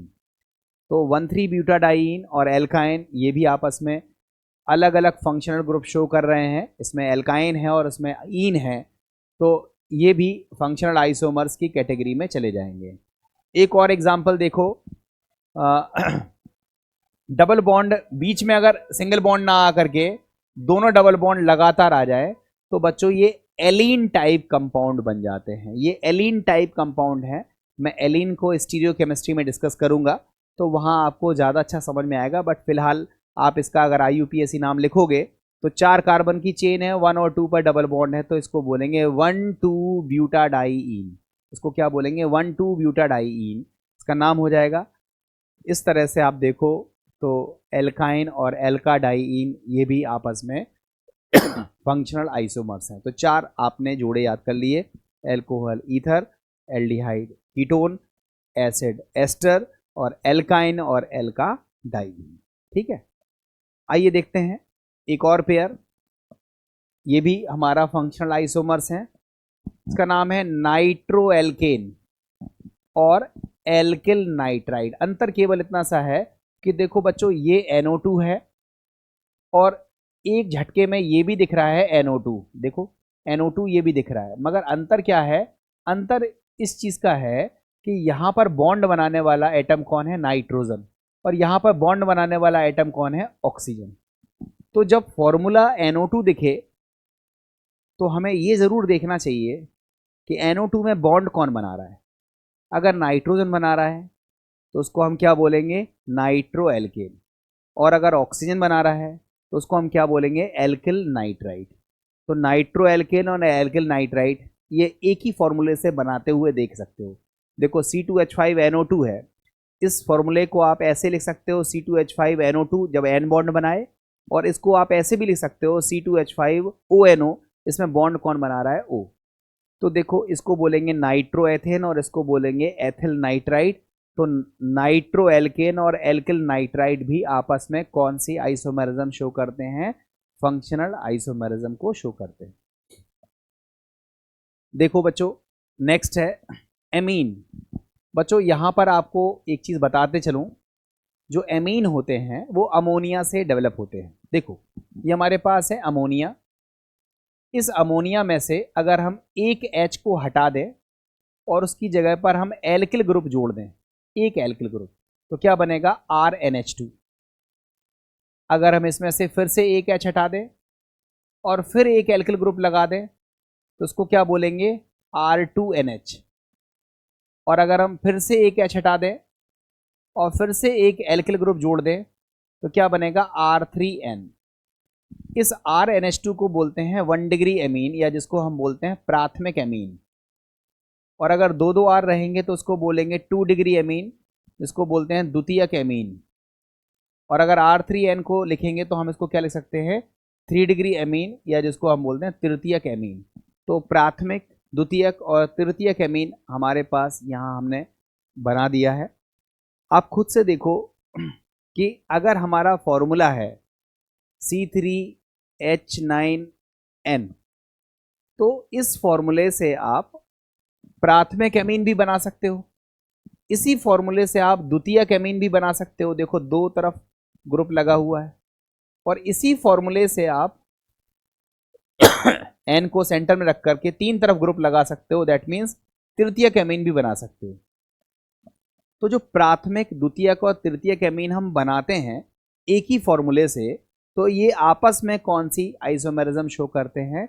ये शो करते हैं फंक्शनल आइसोमेरिज्म, या कहें तो क्रियात्मक समावेयता। तो बच्चों देखो, क्रियात्मक समावेयता में हम लोगों ने क्या क्या देखा? Alcohol ether, aldehyde ketone, acid ester, alkyne और एल्काडाइन, नाइट्रो एल्केन और एल्किल नाइट्राइड। और उसके बाद अब हम लोगों ने देखा कि प्राइमरी, सेकेंडरी और टर्सरी जो एमीन होते हैं वो भी आपस में फंक्शनल आइसोमेरिज्म को ही शो करते हैं। देखो बच्चों, एक और है एल्कोहल और फिनॉल। इनके बीच में भी हमारी जो आइसोमेरिज्म शो होती है वो कौन सी शो होती है? फंक्शनल आइसोमेरिज्म शो होती है। देखो एक चीज आपको बता दूं कि अगर हमारे पास OH ग्रुप है और वो अगर बेंजीन रिंग से डायरेक्टली अटैच है, देखो OH ग्रुप अगर बेंजीन रिंग से डायरेक्टली अटैच है, OH के बीच में कुछ नहीं है, सीधा बेंजीन रिंग से अगर वो जुड़ा हुआ है, तब हम इसको कहते हैं फिनॉल। तब हम इसको क्या कहते हैं? फिनॉल। और अगर OH रिंग से अटैच नहीं है, बीच में अगर कोई कार्बन आ गया, तो फिर हम उसको एल्कोहल कहेंगे, फिनॉल नहीं कहेंगे। तो देखो C7H8O, इससे आप एक स्ट्रक्चर बना सकते हो, रिंग से जुड़ा है CH2 और CH2 से जुड़ा हुआ है OH। तो ये OH जो है वो CH2 से जुड़ा हुआ है, तो ये एक एल्कोहल है। और अगर यही OH हम इस CH2 से ना जोड़ करके रिंग से डायरेक्टली जोड़ दें, तो बच्चों ये हमारा क्या बन जाता है? फिनॉल। चूंकि ऑर्थो मैथिल फिनॉल आप इसको कह सकते हो, या इसी को हम क्रीसॉल कहते हैं। तो ये क्रीसॉल है और ये आपका बेंजिल एल्कोहल है। तो ये एल्कोहल है, ये बेसिकली फिनॉलिक कंपाउंड है। तो इन दोनों के बीच में भी हमारी जो समावेयता प्रदर्शित हो रही है वो कौन सी हो रही है? Functional isomerism. तो फंक्शनल आइसोमेरिज्म के हमने 7 पेयर देख लिए, 7 पेयर देख लिए, और सातों पेयर को मैंने कई बार रिकॉल करके इसी वीडियो में बता दिया है। आप एक बार खुद से मेमोराइज करिए तो आपको और आ जाएगा। ठीक है, अब हम लोग एक 8वें पेयर की बात करते हैं जिसका नाम है ऑक्सिम और एमाइड। बच्चों सबसे पहले हमको सीखना चाहिए कि ऑक्सिम क्या होता है। ऑक्सिम को समझने के लिए आप एक छोटा सा स्ट्रक्चर देख लो। ये हमारे पास है एल्डिहाइड, RCHO। इसको हमने कह दिया कि ये क्या है, एल्डिहाइड। अगर इस एल्डिहाइड की रिएक्शन हम किससे करा दें, हाइड्रोक्सिल एमीन, देखो ये हाइड्रोक्सिल और एमीन, इसको बोलते हैं हाइड्रोक्सिल एमीन। अगर हम एल्डिहाइड की क्रिया या कीटोन की क्रिया हाइड्रोक्सिल एमीन से करा देंगे तो ये H2O माइनस हो जाएगा, और H2O माइनस होने के बाद जो बचेगा उसको हम लोग कहते हैं ऑक्सिम। इसको क्या बोलते हैं, ऑक्सिम। अब ऑक्सिम ये किस चीज का है, ये तो एल्डिहाइड का है, सो हम लोग इसको क्या बोल सकते हैं, ऑक्सिम ऑफ एल्डिहाइड। तो बच्चों इस स्ट्रक्चर को थोड़ा सा देखो, नोटिस करो, ये स्ट्रक्चर क्या कहलाता है, ऑक्सिम का स्ट्रक्चर कहलाता है। तो देखो हमने एक समझाने के लिए C2H5NO ये फॉर्मूला लिया, और इस फॉर्मूले से हमने ये बनाया। आप खुद देखो, ये एल्डिहाइड, कौन सा एल्डिहाइड है, 2 कार्बन का, 2 कार्बन का एल्डिहाइड एसिटल्डिहाइड होता है। तो इसका नाम क्या लिखा है, एसिटल्डॉक्सिम, मतलब एसिटल्डॉक्सिम आप ये लिख सकते हो या फिर इसको लिख सकते हो ऑक्सिम ऑफ एसिटल्डिहाइड। ऑक्सिम ऑफ एसिटल्डिहाइड है, और इसी मॉलिक्यूलर फॉर्मूले से आप एमाइड भी बना सकते हो। तो ऑक्सिम और एमाइड आपस में क्या होते हैं, ये होते हैं फंक्शनल आइसोमर्स। देखो एक हमारे पास 9वां पेयर है साइनाइड और आइसोसाइनाइड का। साइनाइड में बॉन्ड बनाने वाला एलिमेंट होता है C, और आइसोसाइनाइड में बॉन्ड बनाने वाला कौन होता है, N। तो जब बॉन्ड बनाएगा C तो इसको बोलेंगे साइनाइड, और मेथिल से बना रहा है तो इसका नाम हो जाएगा मेथिल साइनाइड। और जब बॉन्ड बनाएगा N, मेथिल से बना रहा है तो इसको बोलेंगे मेथिल आइसोसाइनाइड। तो साइनाइड और आइसोसाइनाइड भी आपस में कौन सी समावयवता को शो करते हैं, क्रियात्मक समावयवता को। ठीक है, अब देखो एक है थायो एल्कोहल और थायो ईथर। आप लोगों ने शुरुआत में ही पढ़ा था, एल्कोहल और ईथर क्या दिखाते हैं, क्रियात्मक समावयवता। और एल्कोहल का फॉर्मूला भी आपने क्या पढ़ा था, CnH2n+2O, इसी को बोलते हैं ना एल्कोहल। अगर इसी एल्कोहल में से हम O को हटा दें और सल्फर को लगा दें तो जो हमारा तैयार होगा वो क्या कहलाएगा, CnH2n+2S, ये कहलाएगा। इसको हम क्या बोलेंगे, थायो ईथर। मतलब ईथर में अगर O हटाकर S लगा दें तो थायो ईथर, और एल्कोहल में O हटाकर S लगा दें तो बन जाएगा थायो एल्कोहल। तो कुछ अंतर नहीं है, वही फॉर्मूला है, बस O की जगह S चलेगा। तो देखो C2H6S, ये हमारा कौन सा फॉर्मूला फॉलो कर रहा है, CnH2n+2S का फॉलो कर रहा है। अगर N की वैल्यू 2 रख दें तो इससे आप 2 कार्बन का SH वाला एल्कोहल बनाओगे, तो इसको हम क्या बोलेंगे, एथिल थायो एल्कोहल। और अगर S को बीच में रखकर दो तरफ मेथिल बनाओगे तो उसको क्या बोलोगे, डाई मेथिल थायो ईथर। तो आपने देखा कि एक 10वां पेयर भी हमारे पास है, थायो एल्कोहल और थायो ईथर, ये भी आपस में क्रियात्मक समावयवता को प्रदर्शित करते हैं। तो हमें लगता है बच्चों 10 पेयर आपको अच्छे से समझ में आ गए होंगे, और इस तरह से हमारी जो क्रियात्मक समावयवता है वो भी कंप्लीट हो जाती है। तो बच्चों आप लोगों ने देखो कौन कौन सी समावयवता को पढ़ लिया। नंबर 1 पर पढ़ा आपने श्रृंखला समावयवता को, जिसको हम चेन आइसोमेरिज्म कहते हैं।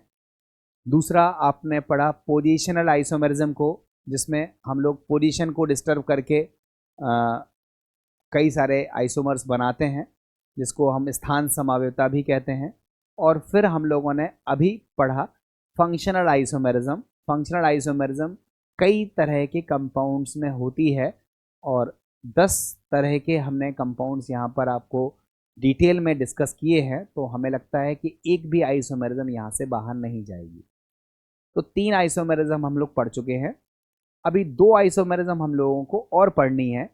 इवन 3 तरह की हम कहें तो आइसोमेरिज्म हमें और पढ़नी है, तो हमारा जो स्ट्रक्चरल आइसोमेरिज्म है वो कंप्लीट हो जाएगा। वो 3 तरह की कौन सी बची हुई है? एक बची हुई है हमारी टॉटोमेरिज्म, जिसको हम बोलते हैं चलावयवता। ये मोस्ट इंपॉर्टेंट है, बहुत पूछी जाती है। टॉटोमेरिज्म के बाद हम लोगों को पढ़ना है मेटामेरिज्म, जिसको हम मध्यावयवता कहते हैं। मध्यावयवता में बहुत थोड़ी सी चीज़ें ही डिस्कस करनी है, तो आपको जल्दी से समझ में आ जाएगी। मध्यावयवता छोटी सी है। और एक रहती है रिंग चेन आइसोमेरिज्म, इसमें हमें केवल बताना भर है। इसमें इतनी पॉसिबिलिटीज़ होती हैं, इतने सारे स्ट्रक्चर्स बनते हैं कि ज़्यादातर केसेस में ये कम ही पूछी जाती है, बट पूछी जाएगी तो आपको बनाना आ जाएगा, आप बना सकते हो। तो अब हम लोग बिना देरी करे हुए अगली समावयवता पर पढ़ना स्टार्ट करते हैं। और जो समावयवता हम लोग अब पढ़ रहे हैं उसका नाम है टॉटोमेरिज्म, या जिसी को हम बोलते हैं डेस्मोट्रोपिज्म, या इसी को हम हिंदी में कहते हैं चलावयवता।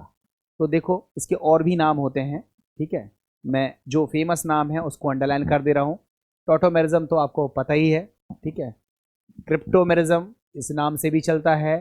एलिलोट्रोपिज्म ये भी इस नाम से चलता है। और उसके बाद डेस्मोट्रोपिज्म इस नाम से भी चलता है। और डायनेमिक आइसोमेरिज्म इस नाम से भी चलता है।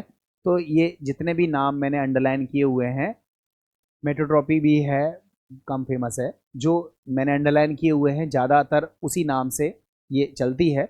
डेस्मोट्रोपिज्म बहुत इंपॉर्टेंट टर्म है, इसको आप याद रखिएगा। टॉटोमेरिज्म, डेस्मोट्रोपिज्म और क्रिप्टोमेरिज्म, ये 3 नाम ज़्यादा फेमस हैं। बाकी 2 नाम और 1 नाम तो मैंने लिख ही दिया, जितने भी होते हैं सब लिखे हुए हैं, आप इसको नोट कर सकते हैं। अब बच्चों इसमें क्या होता है, इसमें एक आइसोमर होता है, वो दूसरे आइसोमर्स में डायनेमिक इक्विलिब्रियम के फॉर्म में कन्वर्ट होता है। ध्यान से समझना। अभी आप एक मॉलिक्यूलर फॉर्मूला लिख रहे थे और उससे 2 कंपाउंड बना दे रहे थे। आपने कहा एक बना दिया एल्कोहल, एक बना दिया ईथर। एल्कोहल अलग, ईथर अलग। यहां पर एक ही मॉलिक्यूलर फॉर्मूले से हम 2 कंपाउंड बनाएंगे, मगर उन 2 कंपाउंड के साथ खास बात रहेगी कि एक कंपाउंड दूसरे में बदलेगा और दूसरा कंपाउंड पहले में बदलेगा। ये बदलने के बीच में एक इक्विलिब्रियम एस्टेब्लिश होगा, जिसको हम बोलते हैं डायनेमिक इक्विलिब्रियम। ध्यान से समझना है। ये जो चलावयवता है या टॉटोमेरिज्म है, ये एक तरह की स्पेशल टाइप की फंक्शनल आइसोमेरिज्म है। स्पेशल टाइप की फंक्शनल आइसोमेरिज्म है। एक में फंक्शनल ग्रुप दूसरा है, दूसरे में फंक्शनल ग्रुप दूसरा है। It is a special type of functional isomerism. ये विशेष प्रकार की फंक्शनल आइसोमेरिज्म है जिसमें एक कंपाउंड दूसरे कंपाउंड में कन्वर्ट होता है due to movement of any atom और एनी ग्रुप। कोई एक एटम अपनी जगह छोड़ देता है, कोई ग्रुप अपनी जगह छोड़ देता है और वो दूसरी जगह लग जाता है। और इससे जो दूसरा कंपाउंड बनता है, उस दूसरे कंपाउंड में दूसरा फंक्शनल ग्रुप जनरेट हो जाता है। बट खास बात है कि ये दोनों कंपाउंड एक दूसरे में इक्विलिब्रियम के फॉर्म में स्टेब्लिश रहते हैं। इनके बीच में एक साम्य अवस्था स्थापित रहती है। ये ध्यान रखने वाली बात है, इनके बीच में एक साम्य अवस्था स्थापित रहती है और किसी भी आइसोमेरिज्म में इक्विलिब्रियम नहीं पाया जाता है 2 कंपाउंड्स के बीच में, इसमें पाया जाता है। तो ये एक स्पेशल कंडीशन है। टॉटोमेरिज्म को देखने का, टॉटोमेरिज्म को पहचानने का बड़ा सिंपल सा तरीका है। और इसमें जो सबसे फेमस टॉटोमेरिज्म आपको पूछी जाती है उसका नाम होता है कीटो इनॉल टॉटोमेरिज्म। कीटो इनॉल टॉटोमेरिज्म ये सबसे ज़्यादा डिस्कस होने वाली आइसोमेरिज्म है जो हमारे इसके अंतर्गत आती है। और भी चीज़ें हैं, टॉटोमेरिज्म में भी बहुत सारी चीज़ें हम डिस्कस करेंगे। टॉटोमेरिज्म कौन शो करता है, कौन शो नहीं करेगा, इस तरह के क्वेश्चंस भी पूछे जाते हैं। टॉटोमेरिज्म में 2 तरह के टॉटोमर्स बनते हैं, एक टॉटोमर्स, दूसरा टॉटोमर्स। इन दोनों में दोनों टॉटोमर्स को हम आइसोलेट भी कर सकते हैं। एक ज़्यादा स्टेबल है, एक कम स्टेबल है। तो कौन ज़्यादा स्टेबल है, कौन कम स्टेबल है, क्यों ज़्यादा स्टेबल है, क्यों कम स्टेबल है, इसमें बहुत सारा डिटेल हम लोगों को डिस्कस करना है। तो हम आज की क्लास में ये पूरी चीज़ कवर करने की कोशिश कर रहे हैं। आप थोड़ा सा पेशेंस रखिएगा और ध्यान से जो भी चीज़ मैं बता रहा हूँ उसको ध्यान से सुनिएगा और उसके बाद इत्मीनान से आप इसको बैठ करके लिख लीजिएगा। नोट्स जब आप लोग बना लोगे तो आपको रिवीजन करने में आसानी रहेगी। और मैं आपसे हमेशा कहता हूं कि केवल वीडियो को देखना नहीं है, उस वीडियो को आपको एसिमुलेट भी करना है, उसको सीख करके नोट डाउन भी करना है और फिर इस पर आधारित बहुत सारे क्वेश्चंस भी करना है। जब तक आप ऐसा नहीं करोगे तब तक पढ़ाने का कोई मतलब नहीं होता है। तो बिना समय बर्बाद किए हुए हम लोग जिस टॉपिक को पढ़ रहे हैं उस टॉपिक का नाम है टॉटोमेरिज्म। आइए देखते हैं टॉटोमेरिज्म के बारे में। बच्चों, टॉटोमेरिज्म की जो डेफिनेशन मैंने अभी हाल बोली है उसी को मैंने यहाँ लिखा हुआ है, पढ़ के देखो। लिखा है टॉटोमेरिज्म, ये डेफिनेशन है, टू और more compounds having same molecular formula. दो और दो से ज्यादा यौगिक जिनके मॉलिक्यूलर फॉर्मूले कैसे होते हैं, same, but different structural formula. इनका स्ट्रक्चरल फॉर्मूला क्या है, डिफरेंट है। लिखा है due to wandering of hydrogen atom, hydrogen atom के मूवमेंट की वजह से, वॉन्डरिंग की वजह से, और अथवा एनी अदर ग्रुप, या तो हाइड्रोजन का मूवमेंट हो रहा है या किसी अदर ग्रुप का मूवमेंट हो रहा है between two polyvalent atom. Hydrogen का मूवमेंट हो रहा है या किसी दूसरे ग्रुप का मूवमेंट हो रहा है, और वो मूवमेंट कहाँ हो रहा है, पॉलीवेलेंट एटम जिसकी संयोजकता एक से ज़्यादा है उसकी तरफ अगर मूवमेंट होगा तो हम लोग क्या बोलेंगे, आर टर्म्ड एज टॉटोमर्स, उनको हम टॉटोमर्स कहेंगे, and the phenomena is known as tautomerism. ये हमारी डेफिनेशन है। आपको बिल्कुल सिंपल वर्ड्स में याद रखना है। देखो, ये लिखने के लिए तो नहीं आती है, डेफिनेशन को आप थोड़ा सा समझने की कोशिश करो। मैं छोटा सा एक एग्जांपल देता हूँ, शायद जल्दी समझ में आ जाए। देखो बच्चों, ये CH3 CO CH3, ये हमारे पास एक कीटोन है जिसका नाम है एसीटोन। ये हमारे पास है एसीटोन। अगर इसमें से हम एक हाइड्रोजन को इस जगह से हटा दें और उस हाइड्रोजन को भेज दें कहाँ पर, ऑक्सीजन पर, तो बताओ बच्चों, एक हमारे पास दूसरा कंपाउंड बन जाएगा इस तरह का, CH3 COH double bond CH2। तो बच्चों देखो, इसमें डबल बॉन्ड है, डबल बॉन्ड को बोलते हैं ईन, और ईन पर लगा हुआ है OH जिसको बोलते हैं ऑल। तो ईन पर OH लगा हुआ है तो इसको बोलते हैं इनॉल। ये कीटोन है तो इसको बोलते हैं कीटो, और ये जो बन गया ये क्या बन गया, इनॉल।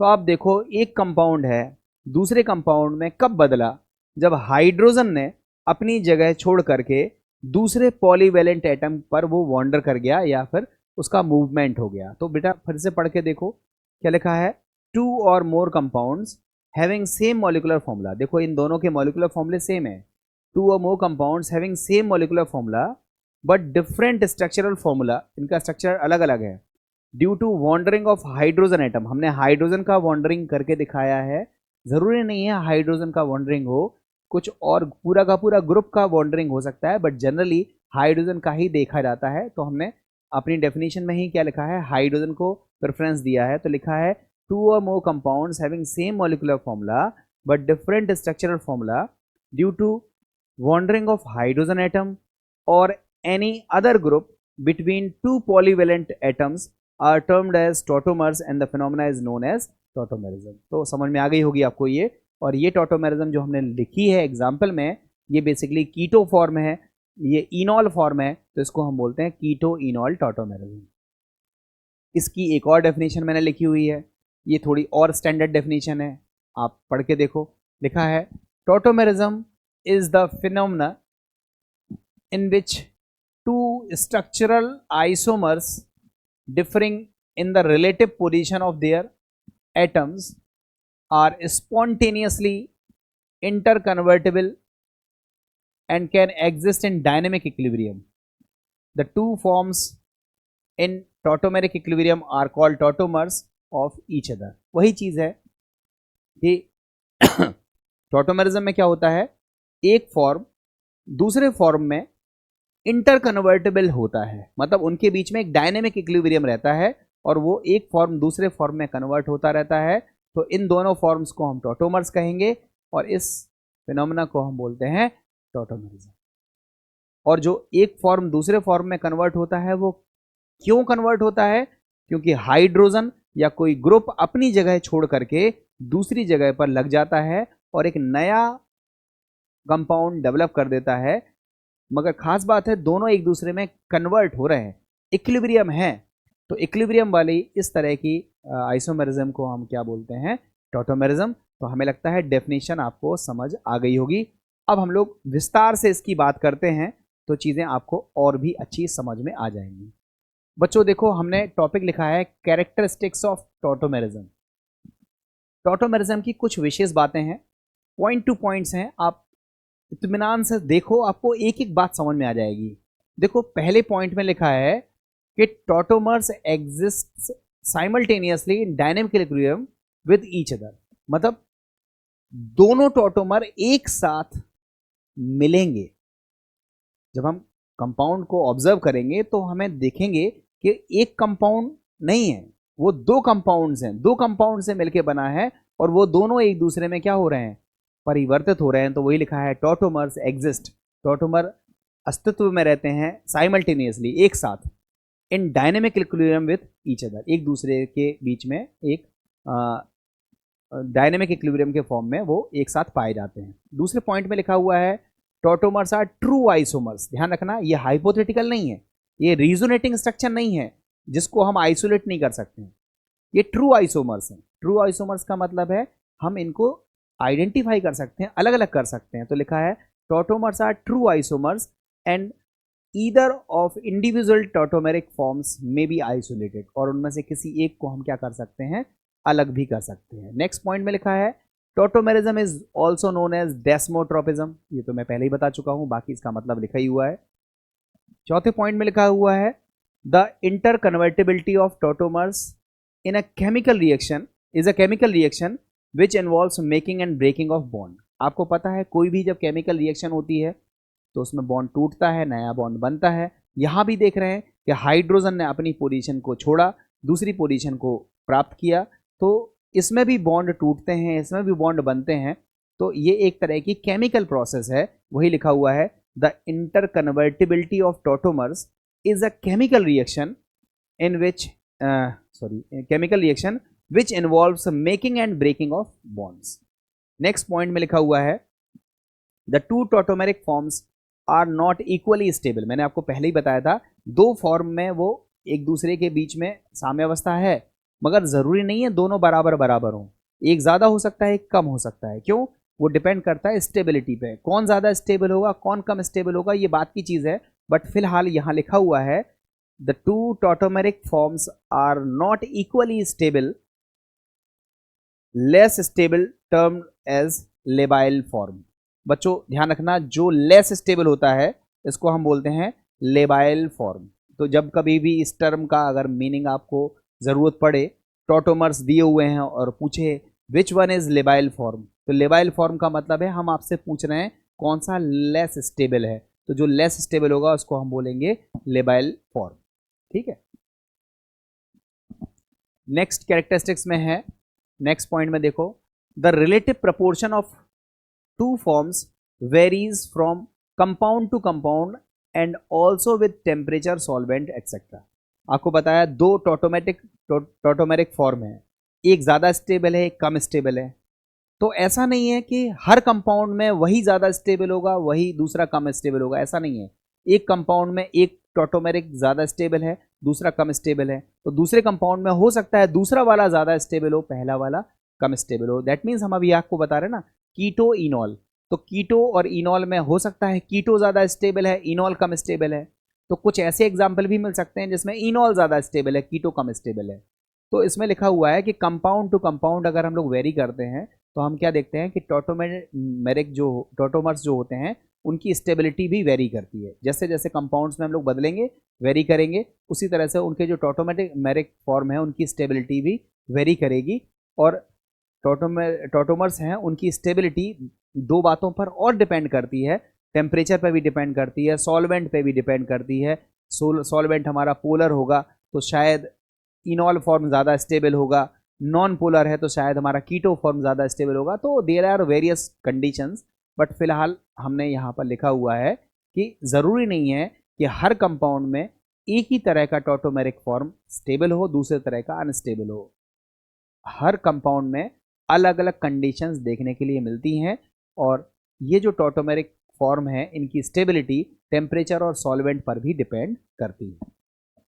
लिखा है नेक्स्ट में, the change of one form into other is also catalysed by acid and base. एक दूसरे में हम कन्वर्ट भी कर सकते हैं, जैसे कीटो और इनॉल के बीच में आइसोमेरिज्म मतलब हमारा डायनेमिक इक्विलिब्रियम बना हुआ है, तो एसिड और बेस डाल करके हम उसको किसी एक फॉर्म में भी, मतलब एक फॉर्म की एक्सेस में हम उसको कन्वर्ट कर सकते हैं। तो लिखा हुआ है the change of one form into other is also catalysed by acid and base.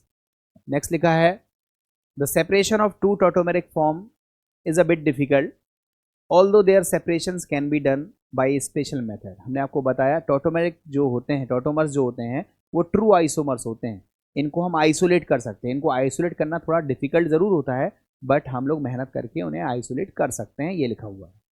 Next लिखा हुआ है, if two forms are keto and enol, मतलब अगर दो टॉटोमर्स में एक कीटो है और एक इनॉल है, it is known as keto enol isomerism. तो जो कीटो इनॉल आइसोमेरिज्म है वो एक तरह की टॉटोमेरिज्म ही है, जो टॉटोमेरिज्म ही है उसका एक एग्जाम्पल है कीटो इनॉल आइसोमेरिज्म। नेक्स्ट लिखा है, number of sigma bond, pi bond and lone pair of electrons are always same in both tautomers. जो टॉटोमर्स होते हैं उनमें sigma electron, pi electron, lone pair की जो संख्या होती है वो कितनी होती है, बराबर होती है। जितना एक टॉटोमर में होगा उतना ही दूसरे टॉटोमर में होगा। Sigma electron, sigma bond, pi bond, lone pair, इन सब की संख्या दोनों टॉटोमर्स में कैसी होती है, सेम होती है।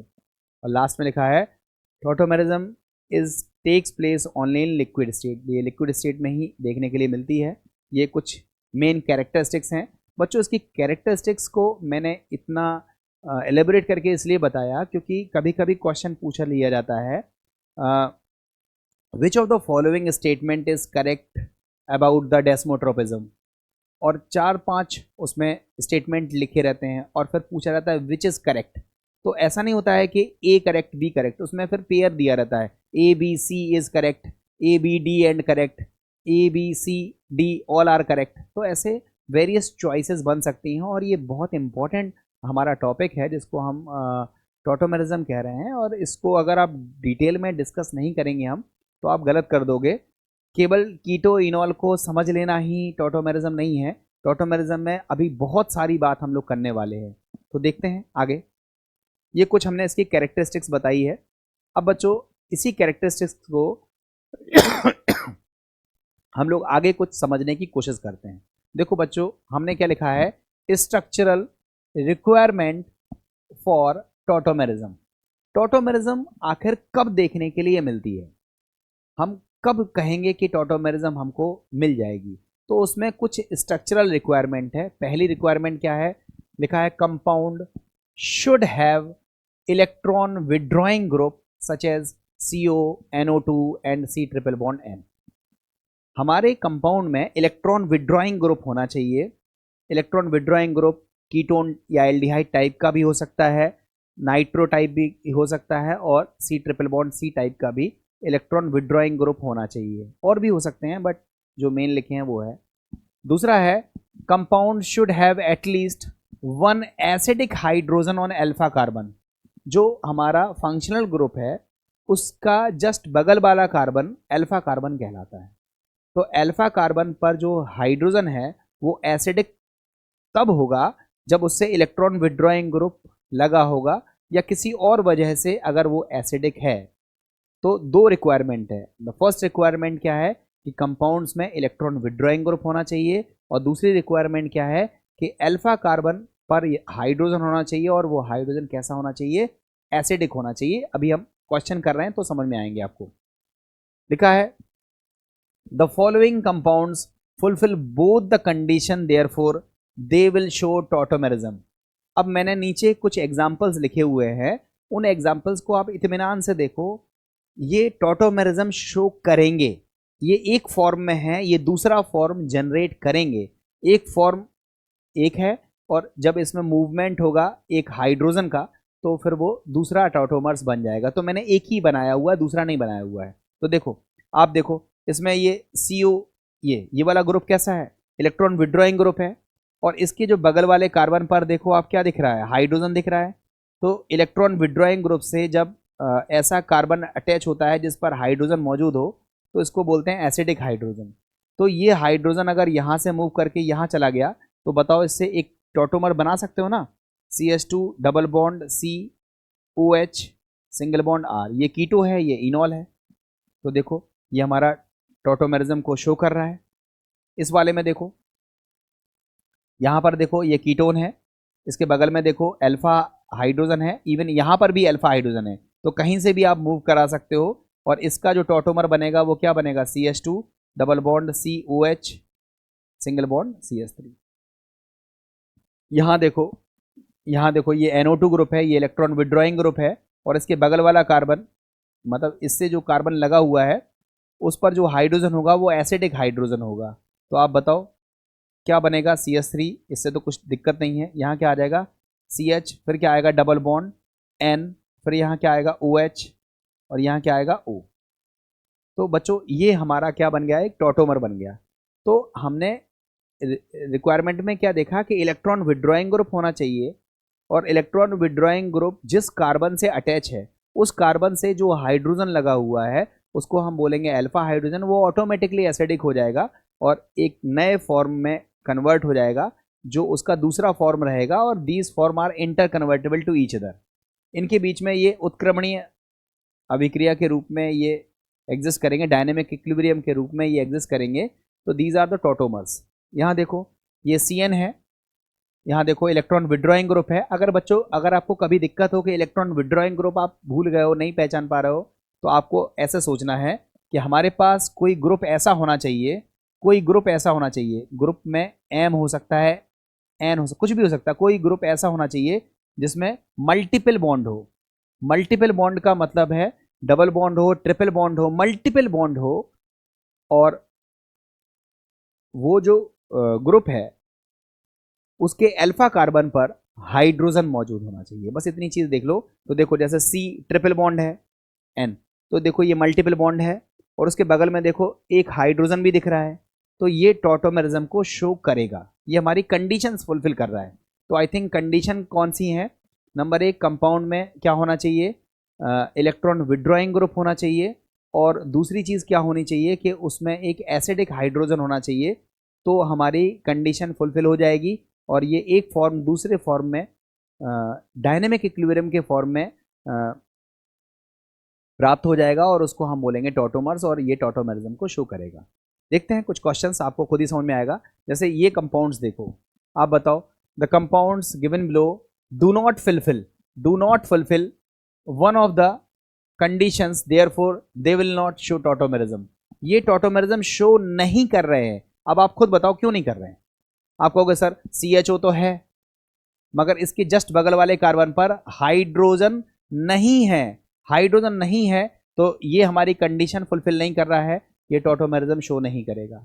ये देखो NO2 दिख रहा है बट इससे लगा हुआ जो कार्बन है उस पर हाइड्रोजन मौजूद नहीं है। यहाँ क्या मौजूद है, CH3 और CH3, हाइड्रोजन होना चाहिए, तो ये भी कंडीशंस फुलफिल नहीं कर रहा है, ये भी टॉटोमेरिज्म को शो नहीं करेगा। और यहाँ भी देखो CN तो दिख रहा है, बस उससे लगा हुआ जो कार्बन है उस पर हाइड्रोजन नहीं है, उस पर C6H5 से हमें कोई दिक्कत नहीं है, हमें तो H चाहिए, H नहीं है, इसलिए ये भी टॉटोमेरिज्म को शो नहीं करेगा। तो इलेक्ट्रॉन विड्रॉइंग ग्रुप होना चाहिए और उससे जस्ट लगे हुए कार्बन पर हाइड्रोजन मौजूद होना चाहिए। अगर ये दोनों कंडीशंस हमारी फुलफिल हो रही हैं तभी वो टॉटोमेरिज्म को शो करेगा, अदरवाइज शो नहीं करेगा। इन 3 एग्जांपल्स में हमने देखा कि एक कंडीशंस फुलफिल नहीं हो रही थी, इसलिए ये टॉटोमेरिज्म को शो नहीं कर रहा था। अब देखते हैं, if compounds has active methylene और methylene group then tautomerism is shown by hydrogen of these compounds. बच्चों पहले समझना, ये होता है मैथिल ग्रुप और इसको बोलते हैं मिथाइलिन ग्रुप, इसको बोलते हैं मिथाइलिन। अगर इस मिथाइलिन ग्रुप से इलेक्ट्रॉन विड्रॉइंग ग्रुप लगा हुआ है, इलेक्ट्रॉन विड्रॉइंग ग्रुप लगा हुआ है, तो ये जो मिथाइलिन ग्रुप है ये एक्टिव हो जाता है। एक्टिव का मतलब है ये जो हाइड्रोजन है ये एसिडिक हो जाते हैं। अगर मिथाइलिन ग्रुप से क्या लगा हुआ है, इलेक्ट्रॉन विड्रॉइंग ग्रुप लगा हुआ है, तो ये जो मिथाइलिन के जो हाइड्रोजन है ये एसिडिक बिहेवियर शो करने लगते हैं और इसको हम बोलते हैं एक्टिव मिथाइलिन कंपाउंड। जैसे ये देखो COCH3, ये इलेक्ट्रॉन विड्रॉइंग ग्रुप है। COCH3 ये इलेक्ट्रॉन विड्रॉइंग ग्रुप है। ये किससे अटैच है? CH2 से अटैच है। तो यहाँ के जो दो हाइड्रोजन है ये ज़्यादा एसिडिक बिहेवियर शो करेंगे। अब बच्चों इसको ऐसे भी सोच सकते हो, इसको अपन लोग ऐसे भी सोच सकते हो कि अगर हम देखें कि ये CO है, ये क्या है? CO है। तो बच्चों आप बताओ CO के बगल में ये भी तो है, यहाँ पर भी तो H दिख रहे हैं, मगर ये वाले H नहीं निकलेंगे। क्यों नहीं निकलेंगे? क्योंकि ये वाले H को अगर हम देखें तो इसमें केवल एक ही तरफ इलेक्ट्रॉन विड्रॉइंग ग्रुप है, एक ही तरफ विड्रॉइंग ग्रुप एक H है। तो ये जो H है वो लेस एसिडिक होगा। आपको मैं केवल इतना बताना चाह रहा हूं कि अगर एक तरफ 3H है और एक तरफ 2H है, तो हम लोगों को जो H का मूवमेंट कराना है वो कहां से कराना है? जहां हाइड्रोजन कम होंगे, या कहें तो वो हाइड्रोजन जो ज्यादा एसिडिक होगा वहां से हमारा मूवमेंट होगा। तो ये वाला H मूव करेगा, ये वाला H मूव नहीं करेगा और ये वाला H मूव नहीं करेगा। इसका जो टॉटोमर बनेगा वो इस वाले H के मूवमेंट की वजह से होगा। सेम टू सेम यहां देखो, ये देखो हमारे पास इलेक्ट्रॉन विड्रॉइंग ग्रुप है, ये देखो हमारे पास एक इलेक्ट्रॉन विड्रॉइंग ग्रुप है। तो आप बताओ बच्चों, यहां पर जो H है, एक अल्फा हाइड्रोजन है ना, यहां पर जो H है वही मूवमेंट में पार्टिसिपेट करेगा, यही वाला मूवमेंट में पार्टिसिपेट करेगा। और जो हमारा टॉटोमर बनेगा वो इस H से नहीं बनेगा, इस H के मूवमेंट से नहीं बनेगा, केवल यही H मूवमेंट में पार्टिसिपेट करेगा। तो आप थोड़ा सा प्रैक्टिस करोगे तो आपको खुद ही पता चलेगा कि टॉटोमर बनने के लिए आपको हाइड्रोजन देखना है। तो आप इस तरफ भी देखो, आप इस तरफ भी देखो, तो आप क्या देखोगे? जहां कम H होते हैं उसको थोड़ा सा बारीकी से नोटिस करोगे तो आप देखोगे कि अगर वहां कम हाइड्रोजन है तो वहां क्या कोई ऐसा ग्रुप तो नहीं लगा हुआ है जो इलेक्ट्रॉन विड्रॉइंग टाइप का हो। तो अगर इलेक्ट्रॉन विड्रॉइंग टाइप का ग्रुप अगर लगा हुआ होगा तो वो पर्टिकुलर हाइड्रोजन एसिडिक हो जाएगा और उस हाइड्रोजन से ही फिर हमारा मूवमेंट देखने के लिए मिलेगा और वही टॉटोमर्स बनाएगा। अदर हाइड्रोजन मूवमेंट में पार्टिसिपेट नहीं करेंगे। ठीक है, देखो यहां पर चीजें और लिखी हुई है, लिखा है compounds having quinonoid structure does not show tautomerism. जब भी इस तरह का स्ट्रक्चर देखने के लिए मिले, बच्चों देखो यहां पर C डबल बॉन्ड O दिख रहा है, ये देखो C डबल बॉन्ड O दिख रहा है। यहां पर हमारा जो स्ट्रक्चर है उसमें देखो ये दिख रहा है C डबल बॉन्ड O। आप देखो इसके बगल में हाइड्रोजन भी मौजूद है, देखो यहां बगल में हाइड्रोजन भी मौजूद है, CO है और अल्फा हाइड्रोजन भी है, मगर फिर भी ये टॉटोमेरिज्म को शो नहीं करेगा। क्यों नहीं करेगा? कि अगर टॉटोमेर बना दिया तो देखो डबल बॉन्ड एक ऑलरेडी है, एक और आ जाएगा, दो दो डबल बॉन्ड एक साथ हो जाएंगे जो कि अनस्टेबिलिटी लेकर के आते हैं, तो ये टॉटोमेरिज्म को शो नहीं करेगा। तो आपको याद रखना है कि ये कंपाउंड जिसमें क्विनोन टाइप का स्ट्रक्चर बना हो इस तरह का, ये टॉटोमेरिज्म को शो नहीं करता है। और अगर O की जगह हम NH लगा दें तो वो भी क्विनोइन टाइप ही स्ट्रक्चर होता है, इसमें भी टॉटोमेरिज्म शो नहीं होगी। याद रखना इसमें कंडीशंस पूरी है, इसमें कीटोन है और अल्फा हाइड्रोजन भी है, कंडीशंस पूरी है, मगर फिर भी ये टॉटोमेरिज्म को शो नहीं करेगा। लिखा हुआ है compounds having quinonoid structure does not show tautomerism. Next देखो क्लासिफिकेशन ऑफ टॉटोमेरिज्म। बच्चों ये वीडियो हमारा काफ़ी लंबा हो गया है, मैं क्लासिफिकेशन ऑफ टॉटोमेरिज्म को नेक्स्ट क्लास में कवर करता हूं और उसके साथ में बताने की कोशिश करता हूं मेटामेरिज्म को। तो मुझे उम्मीद है कि आपको इतनी चीज़ समझ में आ गई होगी और सभी बच्चे घर पर थोड़ी सी प्रैक्टिस करें और जितनी चीज़ें मैंने आपको बताई हैं, पढ़ाई हैं, उन चीज़ों को प्लीज़ नोट ज़रूर करें। थोड़ा सा नोटिंग अगर आपके पास रहेगी तो आपको रिवीजन करने में आसानी रहेगी और फिर आप क्वेश्चंस लगाइए। क्वेश्चंस मैं भी खूब सारे लगवाने वाला हूं, तो आपको उन क्वेश्चंस में भी बड़ा आनंद आएगा। अगर आप लगाओगे साथ में तो बड़ा अच्छा लगेगा, और वरना PYQ लगाइए, प्रीवियस ईयर क्वेश्चंस लगाइए, खूब सारे प्रैक्टिस लगाइए।